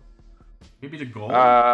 Did we miss a big chance? Does it say? The goal was from a bit of distance from João Mario's, but there was the one that Kenny passed into Felix, and Felix from pretty close had it saved well. I don't remember by that one, honestly. your counterpart. Yeah, no, Felix had a really good chance, man. Okay. The other biases. Was it on a corner, or what was it? Or after No. Kenny dribbled it in well, kind of evaded a few guys, sent in a hard, I'm going to say cross, although it may have been a shot, and I think it may have even been on target if it was a shot, but Felix got there and skewed it. What was Felix doing pretty there, well? Then? Was it after the corner? It was after a set piece. It was after a set piece, on a free kick, I think. Okay. Yeah. So that's my guess for the big chance. I think to be completely honest, I think Kenny was always trying to shoot that ball. He accidentally kind of fell into Felix's path. Yeah. And that was the best chance of the game for me. It was from point blank range, about 6 yards out. He should have always been scoring, man. Yeah, I mean, to the keeper's credit, I think he does well to save it. Kind of off. He's starting the other direction, comes back, full arm extension, all that. But anyway, it is what it is. We won, so we can kind of look at it a little more favorably, I guess. Anyway, we completed more passes than them, but barely. 378 to 370. We completed them, but that's still a solid amount of the ball we had, and we completed at a high rate of efficiency, 85%, to them completing at an 82% clip, which is also pretty decent on their end, to their credit. Yeah. They committed 15 fouls to our 8. They were offsides twice to our once. They had 5 corners to our 4. But I think a lot of these stats, the fact that they had a similar amount of passes, that they completed them at a high rate, that they had a lot of corners. I think a lot of it is just a product of the fact that they were behind and trying to get back into this match, similar to the sort of possession stat that we talked about earlier. So that's my spin on the stats. Cartel, how about them duels? Yeah, so it was 50-50 on them. 50. Well, actually, we had 50. They had 53. Well, we had 53 and they had 52. But it's got it down as 50-50 for some reason. I suppose that's because FotMob, they don't do decimals. So that's why they've got it as 50-50. So we had a slight advantage there. We won 52% of the ground duels, which was 44 to 41. They won 55% of the aerial duels. It was 11 to 9. We had 15 successful dribbles at a rate of 56%, which makes you think we'd maybe tried, 28 dribbles in the game. They had 10 successful dribbles, which was out of 20. Yellow cards, we actually didn't have any. They had 2. Yeah, funny how those yellow cards for us have really slowed down now that we're no longer a factor in the title race, right? Because we were getting so many ridiculously easy and stupid yellow cards. I'm surprised we haven't been getting more of those because the Galatasaray game is coming up. You'd imagine they'd want to suspend a couple of our key players, like they, remember back in the day with Talisca and Atiba and all that kind of stuff, where they'd go out of their way to suspend those guys for the derbies. Do you remember the one night at the start of the season where Masuaku put his hand on the opposition back and yellow card? Mm-hmm. I do. Masuaku got 4 yellow cards really quick, and 3 of them were bullshit. 1 of them was correct. Like the other 3 were like almost like imaginary cards. Like that one you were just referring to was literally an imaginary card. Guy comes in off the bench, goes up for a header, gets carded, and you can't explain why. The last time we had bad refereeing was that Antalya game where we got 2 phantom yellow cards for Mastrati and Rafa. Do you guys? Because I mean, this I kind of feel like I kind of want to put a bow and I kind of want to wrap it up on the game. But the penalty, I didn't think that was a penalty. What did you guys think? My initial I think reaction- it was. I think it was. I mean, it was soft and it was stupid, but I think you can't really just disregard it. I mean, he took his foot out from behind.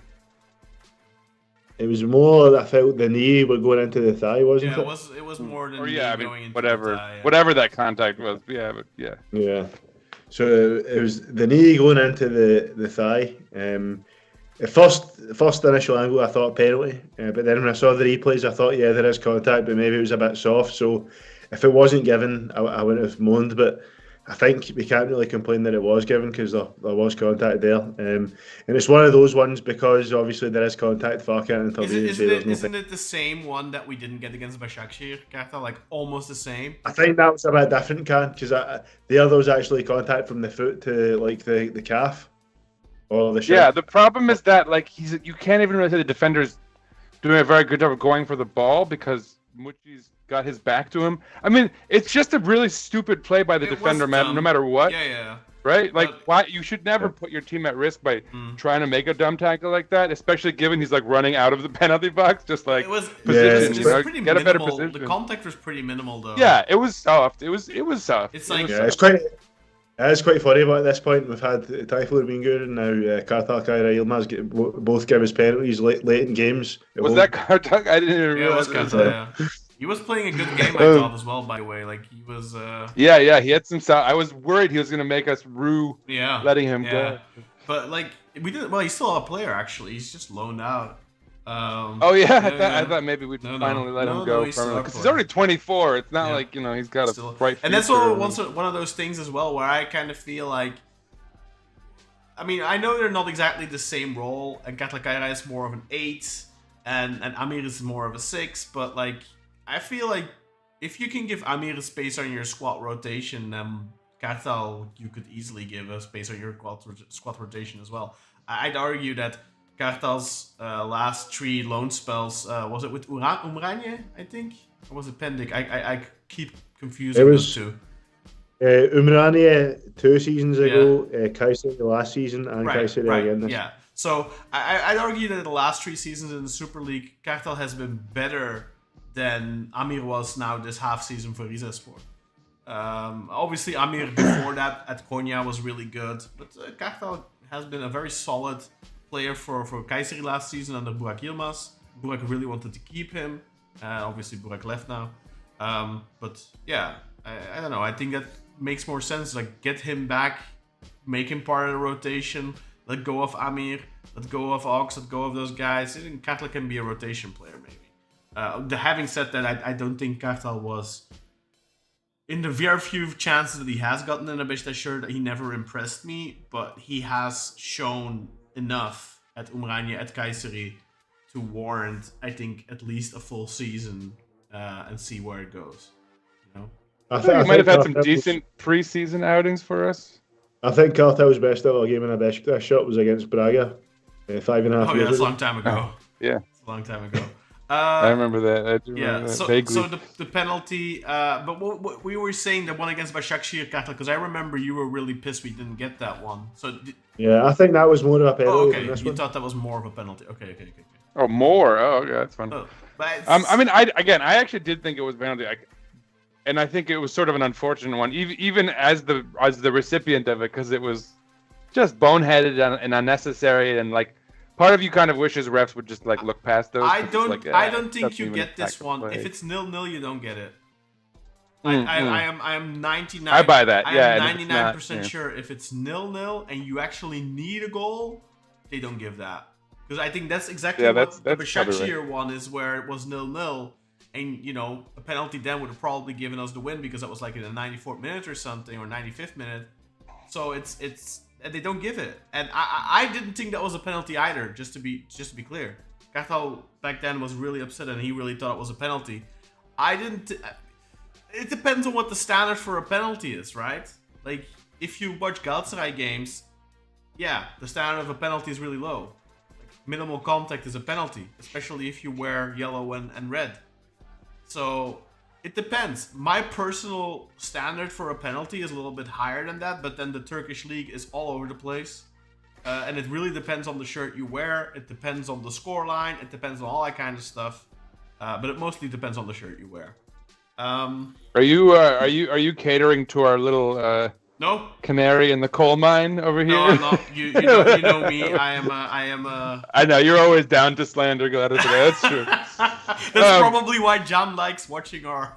Or is it John? I was gonna say. I wonder if it was your rant that brought in a few canaries to the coal mine here. That's probably why he enjoys watching our streams. Yeah, maybe. All right. All right, let me finish up this chats, I guess, real quick. Well, We've got Murat, who's a data scientist from Istanbul. Well, before you do that, actually, guys, let us know in the comments. Did you think it was a penalty? The one that we got against Kayserispor. Did you think that was a penalty? And also, I'd really like to hear your opinions. If it's 0-0, do we get that? Do we get it? I want to hear that too. So let us know. Okay, go ahead now, Sinan. So there's Emirhan Guven, welcome back, friend. Why are we even playing the next game on Monday? It seems so far away. Yeah, I was bothered by that too. That is rather annoying. It means that our podcast is going to have to start either later on a Monday or maybe be bumped to Tuesday, so yeah, it's annoying for everyone. Con number 2 says it's not the best idea to play with a false 9 in Turkish league as most of the teams just park the bus carelessly. Then John says, hi guys, I'm not a Beşiktaş fan, but enjoyed tuning into your streams. I love how he comes in saying, I'm not a Beşiktaş fan. Like, yeah, we should ban that just raises so many questions that you. Con number 2 says the Portuguese gang leads the team currently. I'm guessing he's talking about Rafa and Jedson. Carlito, do we dare ask who you support, John? He says Fener. And then Archon number 1 says the lesser evil. Then Carlito, well, you can't have it all, I guess. And then con number 3 from the ropes. Anyone know how Beşiktaş is doing financially recently? Haven't been able to watch the last live in which you brought in the financial expert. My advice is you should watch that. Yeah. I don't think we're going to get into a financial conversation now, but we're not doing well. 98 minutes all about the finances of the club and all that kind of stuff. So I highly recommend you go and watch that because I don't want to spend 98 minutes talking about it now. Besides, Ural isn't here, and he's the expert. Carlito, maybe you could get him to go in the chat, although I don't want to read all your back and forth. Maybe. Fine, get a room, guys. No, I'm kidding. But yeah, check out that episode for sure. And needless to say, things aren't going great, con number 3. Things haven't been going great since Yildirim Demirören left us saddled with massive amounts of debt. And then we have con number 2. We have more cons. Yes, we do. Emirhan Guven, I don't know if you guys follow the under-19 team. They beat Galatasaray the other day, making a comeback from down 0-2. And there are some real promising substitute potentials instead of our beloved Onur Bulut, for example. Well, that would be nice. I wonder, does Emrecan Terzi play for the under-19s? No, in no, games he's like that? 22 or something now. He's not playing. Oh, crap. 21 or 22, I have to lie about that. He's too old. I didn't realize he was that was the case. That's so. I mean, that'd be nice if there's an actual alternative there as a fullback. I don't think Emrecan Terzi will be getting a new contract, and I don't know if he'll be in the Super League after that. He's 21 years old, but he's been out injured for ages, man. Is he injured though? Like, cause like he got an injury for a while, I know, but like. Yeah, he's still showing his injured on FotMob. Yeah, I don't know if that's correct, but okay. And then we get this little interchange. Gio's record in his first 10 were 7-2-1. Okay, okay. And then he goes, Bernd Schuster only had 1 more draw and 1 loss in his first 14 games in charge. Good starts aren't rare. And then John, new manager bounces are common everywhere. Need to see what happens in a few months. And okay, guys, relax. The only reason I asked is because at the beginning of the year, Kartal had made note of Gio's start, and there was an actual stat about it being historically good. And so that's why I asked. Okay, that because was I the think, best one. That was the best start since like we just scored something for a foreign manager. Yeah. Manager. yeah, So and to know that he started 7-2-1 makes my question, I think, fairly valid as far as how does Ole's start stack up? Well, it's a different thing, see, Yeah, it's the start of the it's season, about start of the season. Not about like a manager start, it's the start of the Super League season. So Okay, so you mean the record that he gave us our best start to a season is what you're saying. yeah, to a league season, yeah, exactly. For example, see if Gio beat Antep, it would have overtaken Lucescu, I think, is the best league start in the 21st century, for example. If we'd won that game. But we didn't. Yeah, we drew. And consider that your first warning, John, as far as trying to rain on our parade and prevent us from being excited about our hot start. We don't need any of that naysaying, Fenerli. Get out of here. Canary in the coal mine. Be nice, bro. Be nice. I know. Come on, a little banter. What's life without a little banter? The Khan invasion is going strong. Says Khan number 3. So once you get to the comments of the say logo, see down. I wanna switch screens. So let me know. Okay. Okay. And so then we have Khan. Kyle has sponsorships to deal with. I don't know what that's in regards to, but yes, they always have some fancy sort of money coming in from mysterious sources. And then Emirhan Guven says, "There you go, Khan. Also, did you guys talk about the brand new logo?" And then John, and this is why I said this, goes brand new logo in quotation marks. So he's raining on parades left and right already. Watch out, Canary. You can't say he's wrong on that one though. I know. Yeah, let's have a look because I somehow apparently. But again, we don't want a fully brand new logo, right? We're not looking for like a rebrand. No, of course not. I think we're very happy with our logo. So to begin with, of course, it's the 122nd anniversary of the club. So right now on the Twitter page, we see this current logo. This is not the brand new logo, by the way. This is just temporarily for the 122nd anniversary. Pretty. Not that took them like 2 minutes in Photoshop or something. But there's this video, this introduction video of the new logo. So we see the logos over the years. The Beşiktaş logo. This is the most recent one. Now look, there's the slight little tweaks, as you can see them. I hope you're seeing this, guy. Yeah, you are seeing this. Okay, so very minimal changes. So that's the first logo, second logo, and so on. And then let's have a look if we want to have a up close look to these these changes of the logo. It's very, very Look minimal. at that. Massive. What are you talking about, John? Look how different that is. It's beautiful. No, I'm See, kidding. this is here. So here's them side by side, so you can see them properly. So it's really just the edges on the Turkish badge. Rounding it out, refining it a little bit. I think they made the Turkish giving badge, a little volume, a little depth. They made it a little bigger, the Turkish badge. It's super minimalistic. But what do you guys think? Which looks better? I kind of like the new one. Yeah, me too. It just looks a little. Part of me feels like they put the old one like in slightly worse resolution just to make it more market, because I can't really it just looks a little fuzzier, honestly. Like the new one, looks better. I'll say that. Yeah, I think you're right, Sinan. I think they have done it. Right? Yeah, but this is not. I don't right. think this is This is just something that I don't know. Somebody sent in the group chat, and I just used it. I just stole it. So I can look at your WhatsApp, and there's a photo I said. yeah, I saw what you sent me there, but it took me to a weird website. You need to download that photo, man, and you need to get it on the screen. Wait, but that's a really weird picture. What the fuck is that?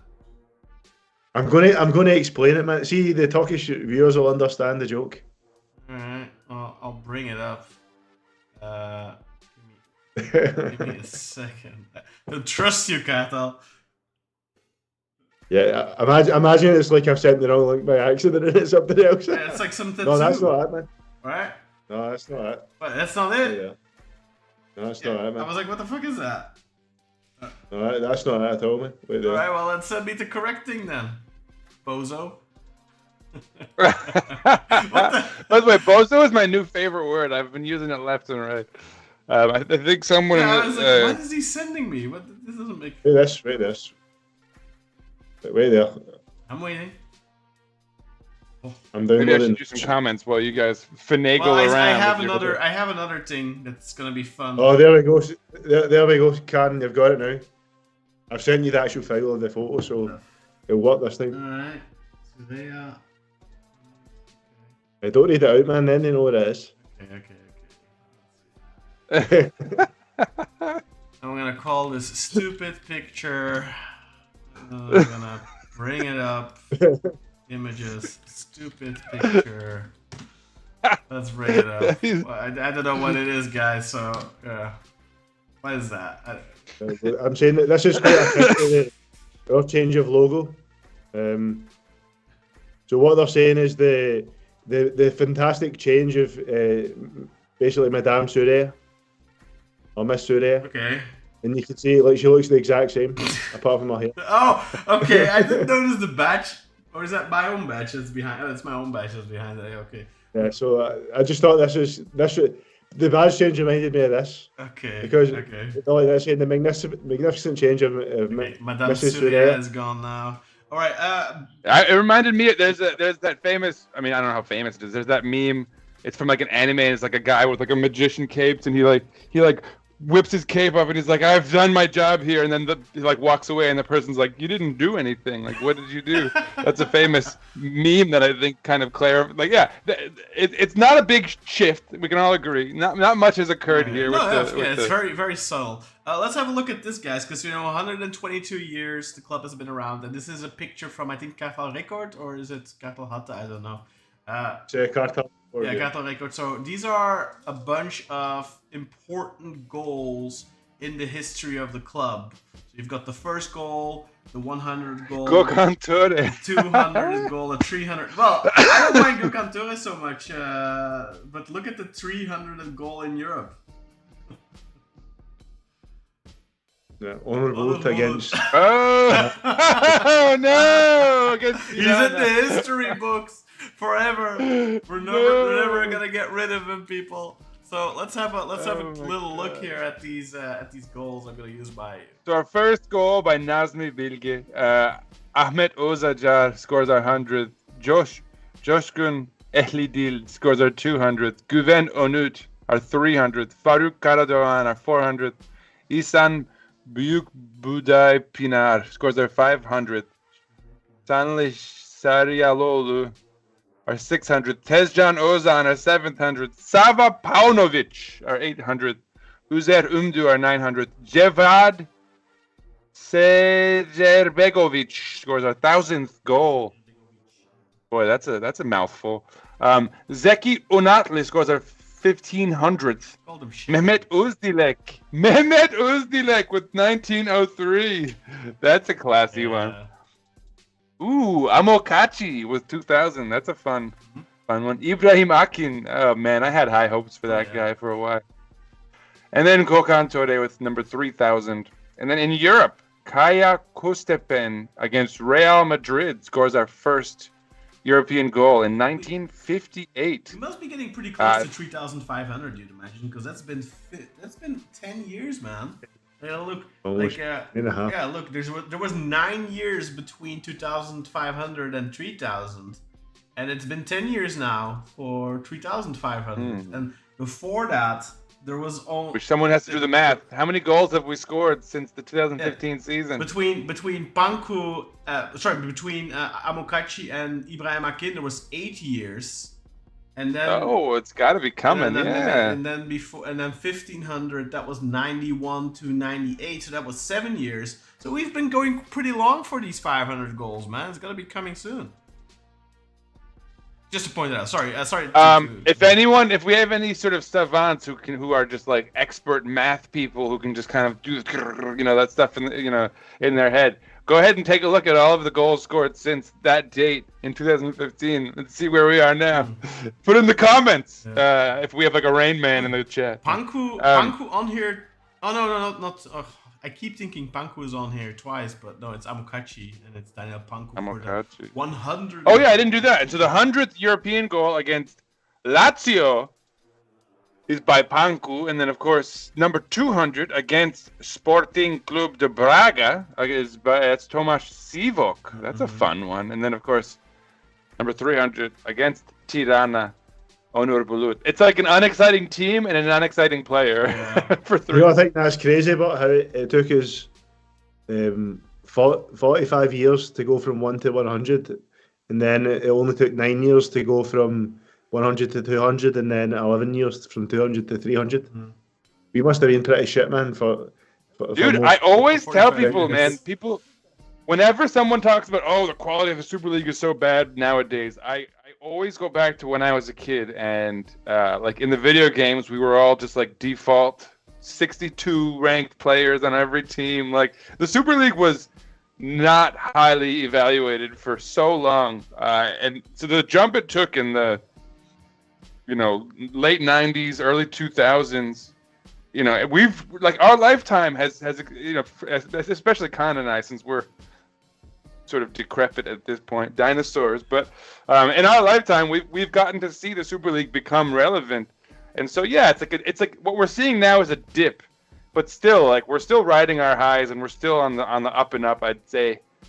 Granted, things don't go off the rails with the economy and whatever, but yeah, it's when compared to the 2000s and like even to the mid 2010s, it's down. We're not doing as well in Europe. That's just the way it is, unfortunately. But obviously, Sinan, you've got a good point, man. What I will say though is our best Champions League campaign was when you were 6 years old. 1987, we got to the quarterfinals against Kiev. Yeah, I can't say I had any idea about what was happening at that stage. Not only was there like no internet yet. What, I think I might be wrong, but I think that game is actually watchable on Footballia. I don't know whatever. I think you can watch that game on there actually, the Dynamo Kiev game. I might be wrong, but I think I saw it on there. Yeah, it's crazy. Sometimes you hear about those like old results we got against like Barcelona or whatever, and you wonder like how we managed it in those eras when we were sort of like a meme footballing nation for the most part. By the way, did you notice that the first goal was against Real Madrid? So that's pretty cool. Yeah, that's fun. Yeah. No, that's what I was saying. Oh, and then like we beat like against Lazio. You like the idea of scoring against that was a penalty. Like that, a penalty. I remember that. I have a shirt from that game actually. But Onur match worn by Tirana is definitely. That's like. Can you go back to that screen? Yeah, I can go back to the screen, of course. Yeah. What I don't understand, right? Like, how is our first Super League goal scored on the 21st of February? So you telling me we didn't score any goals between the start of the season and February that year? I mean, who knows when maybe it was starting? Super League started then, I guess. So maybe they started it as like a 59 season. Yeah, maybe. Let me check. What is the date on it? Is it 59? It's the 21st of February. Yeah, but it's 1959. 59. Yeah, I don't know. Yeah, I guess it was a short season or something. I don't know, man. I wonder about like the National Cup. Do we have any hundreds? To tell you something else doesn't make sense to me either, Ken. Unless we were really bad and didn't score any goals, but I'm sure we qualified for European competition in 1957 as well. Because you know how we won our first two titles were before the yeah, how do we have our first goal in Europe before our first goal? Well, we qualified. We qualified for Europe in 1957 through the what's it called, the Milikume. But it had a different name, but basically, Sinan, maybe you don't know this, bro. Just to explain, so the first professional league. Yeah, it wasn't. Turkey was actually formed 2 years before the Super League, and we won. Was it just like regional, like Istanbul? No, that was the first. No. That was the first professional national league in Turkey. We won it. It only lasted for 2 years, and we won both of them, right? Well, yeah. There's essentially like in the 1920s and so on, you had like the regional leagues, like the Istanbul leagues and stuff like that, and let's humor John for a second. So I've always said, I think Fenerbahce are 100% right that they want to count the championships before 1959. because there's a lot of championships, and all the championships Fenerbahce want to count are actually national competitions that included Beşiktaş, that included Fenerbahce, that included Galatasaray, that included, and all that kind of stuff. The only reason they aren't counted is because the majority of them was when football in Turkey wasn't professional yet. So football in Turkey became professional in 1959, I guess, well, actually, no. In 1951, I think the Turkish football became professional, or there was a professional league or so, whatever. But like, the TFF formed in 1959 or whatever, so they counted it there. But like in the 1920s and 1930s, most of it was like regional leagues. You had like Izmir, you had Ankara, and you had Istanbul having their own regional leagues. Like in the 40s and in the 50s, there were national competitions already. And the main reason Galatasaray doesn't want to count those is because Galatasaray have zero championships. Beşiktaş have, I don't know, Beşiktaş have 5 or something. Fenerbahce have... I think they have one. I think they have one. I don't think they have one. I think they have 0. I'm pretty sure they have one. Well, regardless. So Beşiktaş have like 5 or something like that. Let's say Galatasaray have 1. I think they have 0, but they might have 1. And Fener have 9 or something. And, Galatasaray are so obsessed with being the biggest. They want to be number 1. And Fener would surpass them. We would get super close. So like the gap with us right now is, how many championships do we have? 16, right? Or is it 17? Yeah, 16. So we would be 3 behind them currently. Yeah, we'd be 3 behind instead of 8 or whatever it is right now. It's 8 right now, right? So it's the main reason that's not... And of course, Trabzonspor have absolutely no dog in this fight because they weren't formed until 1967. So for them, it's not important at all. I think Fener is 100% right in saying those should be recognized. The problem is they go about it all the wrong way because it's being pushed now in the Ali Koç era where Fenerbahce hasn't won a title in 10 years, and they're making it like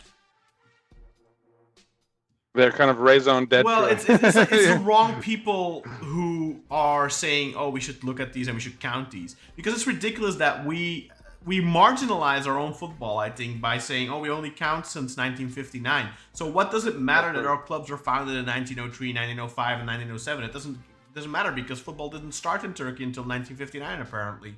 In every other league in the world, they are counting championships from the 1800s, the early 1900s. And, okay, you can argue, like in England, football was professionalized really early on. And in a lot of other countries, it's the same. But in a lot of other countries, it wasn't either. Football wasn't professional until later, but they still count the quote-unquote amateur titles. So I think I think those should be counted. I think it makes our football a little bit richer, I think, because it's all an important part of the history. And why are we ignoring 50% of Turkish football history or 40% of Turkish football history? I think as long as you have a national league, you have to count it. You know, like the branding of what you call it, like that's somewhat irrelevant because these things change. Are you gonna, like, every time there's like a new sponsor and, like, remember it was Sport Toto, Super League, or whatever, are you gonna change that? Yeah. Like, oh, then we no longer have.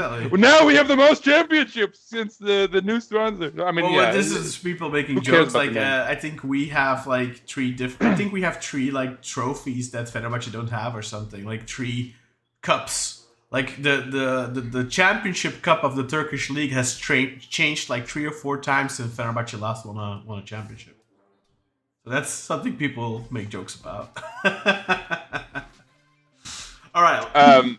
Chat. Let's hear what these folks have to say. Murat says that Felix's touch on the ball had around a 0.3 xg, so that was the big chance that Kartal and I had sort of suspected it might have been. Emirhan Guven says Musrati and Rafa getting yellow for stepping on the grass. I think that was a reference to something we must have been talking about at the time. Musrati and Rafa both stepping on grass, getting carded. Yeah. I'll never forget, like, Masuaku came into a match and got a card for, like, breathing on someone. Yeah, we were talking about that earlier. Within their vicinity. The one where he came on at halftime, he went up for an aerial duel. He, like, ran out, like, went up for a header. Like, yeah, and the ref booked him for daring to go up for an aerial. Like, move. It was ridiculous. How dare you move so fast? Yeah. So soon after entering the pitch. Yeah. Anyway. Did you see the Galside penalty this week, by the way? No, I heard it was pretty comical. Yeah. Murad says there's contact, obviously, directly to the knee, I suppose. So we're talking about our penalty. The con number 3 has smiley faces. I don't know what you're smiling at. It's just too many cons. Just kidding. Actually, this is number 2. Never have enough. Con number 2 then follows up. It was a stupid move from Kartal, and the penalty was correct. Yeah, Kartal. Make it 222, and we have Fener's season finish in all time. I don't know what. I think that was the logo thing, right? I didn't know what any of that was a reference to. I'm gonna scroll up and see. Jason, I prefer the older badge. I want our current badge design to stay. Many football clubs change their badges to the worst, like Juve, for example. Yeah, let's rebrand. Yeah, but that's like a massive overhaul, massive change. Yeah, obviously the new logo isn't bad. Ours I don't think at best. Yeah, I don't think we even to call it a new logo is doing a disservice to like design people who actually do that for a living. I will say that I would love to see a throwback jersey, like if we were to get like an Adidas like signature jersey one of these days, to have the original logo with like the whole shebang there. I mean, we saw it on every once in a while, like on the 100-year anniversary, you see it like inside on the inside there or whatever. Like, it'd be cool to see that was just the Uzil logo. That wasn't the inside there, though. I think. Yeah. No, it would be cool to see the original logo at some point. But you're talking about the one that's on the Feda t-shirts. Yeah, and yeah, with like the Arabic. That is the original one. Yeah, on the Feda t-shirt. Yeah, that's what I'm talking about. But not the Uzil. The 100-year anniversary shirt didn't have that, though. I don't think. No. One of the jerseys had on the inside our old logo. Oh, yeah, I think in 2013, 2014 they did something like that. Yeah, for the 110th year. Yeah, they had like the 110, tree, that's what like it was. the tree badges behind each other. Exactly, yeah. That's what I'm talking about. Yeah. I thought it might have even been like the Feta thing, but I didn't. My memory is always always around that time. You had the Feta t-shirts that had the original logo. Yeah, that was the year the Feda t-shirts was 20. Con number 2, I truly see zero difference in the logos. Something wrong with me. I mean, I think they just fixed the resolution, but it's all right. Munat Sean says, ask all those cons to line up and note their order like in the military, then change their YouTube names accordingly. It spares you reminding which con they are. Apparently, there are a lot. Well, con number 1 is the guy on the show. Con number 2, I mean, for me, it's chronological. So con number 2 is here first, basically. And he just has the K, and then the con number 3 has a fancy little picture in there. Jason, a Sailor Moon reference from Sinan. I don't even know what you're talking about. So that's an anime. I don't know. The meme. Oh yeah, the meme. Pretty sure that's an anime with like girls in really tight dresses and stuff and big boobs. I think. Sounds like most anime to me. Emirhan Guven. Oh my god, Onur Bulut scored the 300th. Yes. Jason, Thomas Sivok is quite a blast from the past. Con, no, erase that goal from Onur Cloud, please. John, when we hit 4,000, you were at around 1,600, and then I think he corrects that to 3,600. He's got to take as many wins as you can. You're on thin ice, John. Let me just say. Yeah, I think it was time to ban John from the chat. You get out of here. We don't need this. Emirhan, congrats on that. What did he say? Sorry. So when we were at 4,000, or when we were at 3,600, they were at 4,000 goals. So as you can.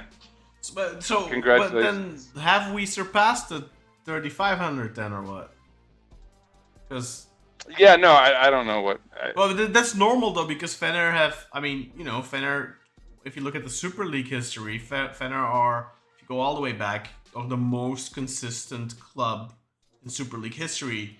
If you look, we had a period where we were dangling in the second half of the table, like we were like 13th, 14th, like in the 70s into the early 80s. Galatasaray had a period like that. We both, Beşiktaş and Galatasaray both had periods of 10 to 15 years of no championship, stuff like that. Whereas Fenerbahce in the 60s, they were the first champions, I think, of the Super League era. They were dominating in the 60s and in the 70s. In the 80s, God damn it. What you're it's looking so at, annoying that my phone is linked to my computer. Like people calling me, don't call me. Leave me alone. Yeah, fools. leave me. If I I'm on air. if I hang up the first time, don't call me again. Oh, that's the word. John. Anyway, so it's normal. It's pretty logical that Fenerbahce are ahead in those metrics because, unlike Beşiktaş and Galatasaray, they haven't had a very long, prolonged period. Oh, I mean, I know they haven't won the league. Isn't the all-time scorer that dude from Fener? What's his name? I'm drawing a blank. I don't know. No. The all-time top scorer is Hakan Şükür. And he passed. He passed that. He surpassed Tanju Çolak. But Tanju Çolak, also Galatasaray player and Samsunspor player, he did it in far fewer games. Hakan Şükür needed oh wait, am I allowed to say that name? Ooh. Yeah, I'm gonna call the police, man. Yeah. Oh wait, we're not Galatasaray. So Hakan Şükür did that in 100 more games or something. So Tanju Çolak scored more. I can get actually the look. I thought there was a Fener player who was atop that list. Maybe I thought Tanju Çolak was Fener. Oops. Anyway, I'll be able to tell you in just a second.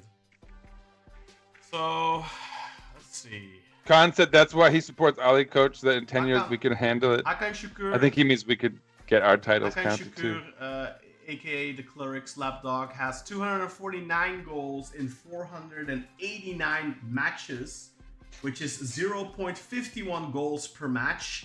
Then you have Tanju Çolak with 240 goals, so 9 goals less, in 282 matches, which is 0.85 goals per match. Then you have Hami Mandrale, the Trabzonspor legend, 219 goals in 476 matches, 0.46 goals per match. And then you have Metin Oktay, another Galatasaray legend, 217 goals in 258 matches, 0.84 goals per match. And then the first Fenerbahce player, Aykut Kocaman, of course, also played for Istanbulspor for a good while. I've heard of him. 200 goals in 360 matches, 0.56. And then the first Beşiktaş legend, Feyyaz Uçar, number 6 on the list here, 190 goals in 430 matches, 0.44 goals per match. And then another former Beşiktaş player, Galatasaray player, Fenerbahce player, and Trabzonspor player, Burak Yılmaz, 187 goals. Oh no. In 303 matches, 0.62 goals per match. So you would think that if he hadn't gone to China and if he hadn't gone to Lille, maybe he could have he could have crept up a little bit. Then you have Umut. I mean, China was the waste of time. Going to France, fine. You want to test your medal in Europe, but then you have Umut Bulut, Trabzonspor and Galatasaray mainly, also Ankaragücü, 163 goals in 515 matches, 0.32 goals per match. So he has the lowest average, but he's also played, I think, the most games. And then you have Selçuk Yula, another Fenerbahce legend, the second one on this list, 160 goals in 288 matches, 0.56 goals per match. And then you have Necdet Zorluar, 158 goals in 327 matches, 0.48 goals per match. So, what jumps out here, top 10, only one Beşiktaş player. Well, Burak Yılmaz if you count him, but I don't think you count him. Because he scored most of his goals he scored the bulk of his goals for 2 other clubs. So, Yeah, I mean, I guess considering that it's sort of divided up into 3, maybe it's cool to count him. Mm-hmm. Anyway, Jason Yasin over there says that UCL campaign in the 80s, this is for you, Cartel, I think, has an asterisk to it as we only beat an opponent, Tirana, as a poll in the second round withdrew due to political reasons. I can imagine what they would be. So I wouldn't call it the best. Another subscriber, by the way. Thank you for Yeah, subscribing. there was another one earlier which we didn't make a big deal about somehow. We should thank them. Thank you for subscribing, guys. Thank everyone for subscribing. Who was that? Where did that? I don't know where that went. Who subscribed? I feel like there that was a notification. A__sa, I think. And now, Okay. who joined us now? It is Ege Lee. Ege Lee. 48. That's an interesting name, Ege Lee. Ege Lee. Yeah. It's a very interesting name. But so yeah, Cartel. Apparently there's question marks as far as that being our best European campaign. No, thanks. Thanks for looking into that. Obviously, I'd never looked into the details of it. I just knew that we. On paper, yeah.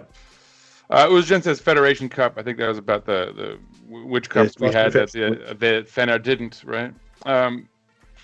TT No Face. Interesting name. TT No Face says shout out from Stockholm. Another Swede. Maybe it means titties, no face. Just titties. No. This is a fan show. Can't come in. Is this a woman from Stockholm bringing attention to the fact that that'd be an interesting nickname? It reminds me of that South Park episode where Britney Spears gets like the majority of her head blown off, and there's only like a jaw. TT No Face. I was thinking Turk Telecom, like TT Arena, but okay. John, our canary in the coal mine, we should be able to have them, but they're afraid of making a decision because of reactions from both sides if they do make a decision. Oh, this is about the cup super straightforward. count. It's super straightforward. You should just count it. It's ridiculous. The only reason we don't count it is because of Galatasaray's lobby. That's the only reason. And Khan number 2 agrees. He says, I think so as well, but until it happens, I have to go on mocking Fener. Why not? We have to take our wins wherever we can, too. Finale over there. Uzcan says, the reason the Federation Cups count is because the winner qualified for the European Cup. That's why the Fener ones maybe would not. That isn't the case with the title that Fener won. That's why. That was the first professional league in Turkey, and it lasted for 2 years, and we won both of them. And that's why we applied for them to count, because the winner of that league did go to the European Cup after it. And then obviously in the early 2000s, I believe it was Sardar Bilgi that started the case for that and got those 2 league titles counted towards the total. Mm-hmm. Yeah, that's when they introduced the star system. That's when they appealed for those to get counted. Controversial stars. I always thought it was ridiculous that in Turkey we count a star per 5 titles. Like, why? Just count it per 10. It should be 10, exactly. It's like everywhere else they do it for 10, as far as I know. It's ridiculous. Why do we do it for 5? Do it for 10. No titties here, sorry. Stupid. Karen, how would you feel though if I going into next season they said we're changing it to 10 and then we've got 1 star on our shirts going forward? I'm fine with that. No problem. I don't care about stars, man. Yeah. It would just be a bit weird how the regression will going from 3 to... I agree. If they were going to do it from the start, it should have been for every 10. It's a weird... it depends on when they introduced it, right? Because, 5 is such a weird number, though. I think it would have been difficult to introduce it initially, because around the time they introduced it, I think we had 9 titles. And... I don't know how many Galatasaray had, because Galatasaray did a really big move in the late 90s, by winning 4 in a row, because they were behind us before that. So, yeah, I don't know, maybe that's why they said it per 5. I think the main reason they did it for 5 is so they could give Trabzon a star. I think that's the main reason. In answer to your question, John, he says just remove the stars. That's what we did. Who needs them? I don't like that. To which I enjoy the stars. I think they impart a notion of historicity and tradition, and that this stuff has been happening for a long time. But I do agree that 5 is just random, honestly. Yeah, but you know how we did go to take it to the court? See, when they introduced them, we never had a 1-star shot. It was always 2 stars, wasn't it? Mm-hmm. But in Italy, it works like this. So 1 star is 10 league titles. 2 stars is 20 league titles, and 3 stars is 30 league titles. So that's I So mean just I one think- over 10, I kind yeah. of feel like that's how it should work with us as well. I agree. Yeah. So I agree. we must have won that court case before the Stars came out, so we would have counted as having 11 when the Stars came out. If we never had a 1-star. Yeah, because before that, like 2001, well, our last season in Reebok, we didn't have any stars, and then the first season in Puma, I'm pretty sure we had 2 stars. I think the first season of Puma there's some of the shirts don't have them, and I think maybe the ones that were released later on during the season do. Yeah, that's possible. Because see, some of my 0102 shirts, I've got 2. One of them doesn't have 2 stars, and the other one does. So I think the ones released later on during the season that got the stars. Also, in some countries, they don't do stars for national titles. They just do it for Champions Leagues. That could work. I think that's fair. And it's quite weird in Scotland. It's different. Celtic have 1 star for the one European Cup in '67. Yeah. But Rangers 5 stars are for the 55 titles they've won.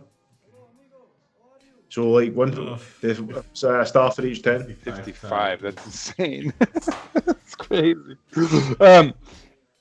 Couple more comments. We've got TT No Face. Wait, I guess first there's John. If United have 20 titles, I don't see why we shouldn't have our 28. TT No Face says Kenny with a muscle and explosion emojis. Sure, why not? We all like Kenny around here too. The con number 2, the one who should not be named. He's talking about Hakan Şükür. And then of course Egeli48 joined, subscribed, and then dropped 3 eagle emojis on us. Welcome, sir. Eagle emojis are always welcome. TT No Face did like a little mask thing with it, and he says, no titties here, sorry. I already did John's last comment. And then Khan says, yeah, 5 titles per star is due to Trabzon's titles.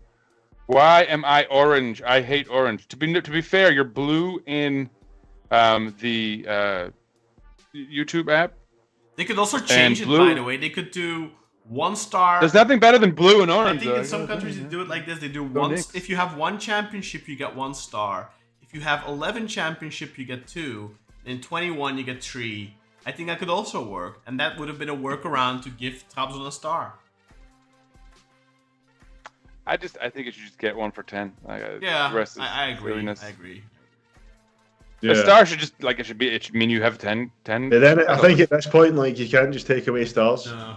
Yeah, no, I'm just saying, like, in a vacuum, that's what it should. Yeah, no, I fully agree, man. Yeah, because it's fine now, but like in 50 years, we're gonna have like, you know, there's gonna like 10 stars. Galatasaray is gonna have bought like 10 stars. You know? Imagine like what the it's gonna like stars going all the way. Yeah, all the way around it. Yeah, you have. I think what they should have done, man, was just back then is let all the national titles count and make it 10 for 1. We would have had 2 stars. All 3 teams would have had 2 stars that way. Yeah. That's how I would have done it. Yeah. I would add them anyway because again, like why wouldn't you add competitive national football? Yeah. And then make the stars mean a little more by making them worth 10. Great. But anyway, that's it. We're caught up on the comments. We have fully analyzed the match. TT No Face says, so in 100 years from now, our logo will be like 50 stars, right? That's what I was just saying. So. It'll be just like circles of stars around the whole thing. Our logo will be 50 stars. That would be great. I hope we're still here as a species 100 years from now at this current rate we're on. But anyway, any parting comments, guys? Do we have anything else to talk about? Yeah, no, I'm quite happy to leave it at that. No, hit the subscribe button if you aren't already. Hit the join button if you want to join us for extra content. There's 2 ranks. The 99-cent rank gets you some cool badges, loyalty badges next to your name in the chat, in the live chat. It gets you access to some exclusive emojis. The $3.99 rank gets you access to members-only content. And going forward, you know, guys, the expert insight videos, when possible, when we do interviews with people, whether it's about a European opponent, whether it's about a new transfer or a prospective transfer. I am going to try and time those interviews on times where people are going to be able to attend the live stream. So those will be members only live streams, and then later on those will be available to the public, but only the members will be able to ask questions. But they're just a 99 cents per month rank, so the Black Eagle Hatchling rank is enough for that. If you're a Patreon member already, and you're a Black Eagle VIP member on Patreon, you will also gain access to those live streams. As a Patreon member, you get everything. And as a $3.99 member on YouTube, you get everything as well. The 99 cents rank is just for the Patreon people who want to have their star, their badge and their logo and stuff like that, so they can do it for essentially the same price as if they would be a Black Eagle VIP member on YouTube. That's all my sales pitch, by the way.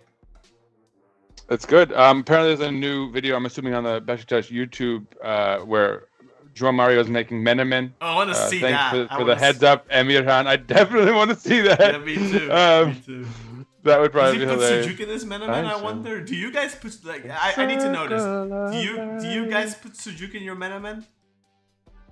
Oh, hell yeah. I mean, I don't always, but if I have the choice, you got to do it. What about you, Kethel? I'm quite traditional, man. No onions, no sujuk, man. Just no onions. No, me neither. But definitely Sujuk, man. Has to be. I think I would like it with sujuk, but yes. When I get it made for me, it's always quite traditional. So tomato, egg, little pepper, some of those that long pepper, right? Yeah, that's it. Well, thank you. Let us know in the comments how you like your Menemen. Now I'm hungry. You best. And see you all again next week for the next episode after the Gaziantep game. When is that game? It's on Monday. What's the time on that game? What are they saying hell no to? It's funny, the angriest response we got, I think, was about maybe what, Sujuk and the Menemen? I don't know. You bastard! Like, I agreed with you about everything else, but how dare you corrupt come my on, guys. Menemen. Sujuk and the Menemen, you have to put Sujuk and the Menemen. Come on. They're getting your piss. Imagine it turns out. Wow, that's 3 responses. Like, amazing. It's pretty funny, man. Can's. It turns out Can's the only guy in history that's ever made Menemen with sujuk, man. It turns out. I feel like I've had it. I must have had That's it. That's how I introduced it to my missus, man. Like, if I would give her sujuk without... if I would give her Menemen without sujuk, she'd be like, "Where's the sujuk?" You know, I don't even think she's ever had Menemen without sujuk. Look at this. The Menemen part of the conversation has like reinvigorated the group chat over here. People talk about, I get goosebumps when I see Menemen in juxtaposition with Beşiktaş. Like, this is amazing. We're getting poetry in the group chat now too. Menemen has inspired the artistic Orange side Khan of from now on. conversation. Why Orange Khan? I don't get it. All right. Worst idea since Caner Erkin played as a false back. Damn, Khan, your Sujuk in the Menemen has really. All right. Orange Khan. Now I hate him. There you go. Orange Khan it is. Anyway, brace yourselves. We have a lot of new listeners, and I'm about to scream. So I like to give people a fair warning because the goal is to do a jump scare, but like I feel bad now that we have all these people watching. Anyway, let's go Beşiktaş! Peace out, everyone. We will be back. Hit the soon. join button. That is Monday. Hit the join button if you want to get your name up on this board. Yeah, if you want me to scream your name, you better pay us, you fools. Monday, March 10th, we're hosting Gaziantep at 1:30 here locally. Check your local listing. Shouts to Ozkan Sersabati, Atilcan the Bull Malak, Paul O'Connor, Nathan, Colorado Davis, Finnish Kebab, Tristan Cray, Michael Berry, Umer Kunal. I know Mr. Umer, Mr. Negative. No offense. Tyler the Irishman Hetzi, Mario 1 and 2 and 3 Vargas, Miao Tariq, Sebastian, the not sporting director Heinaf, the vigilante Turk, the Punisher, The Vigilante. I need nicknames for people. Nasser, Mr. Man U / Beşiktaş, and of course, the indubitable, indomitable, indefatigable, undefeated, the Dutch Eagle himself. Shouts at everyone. See you next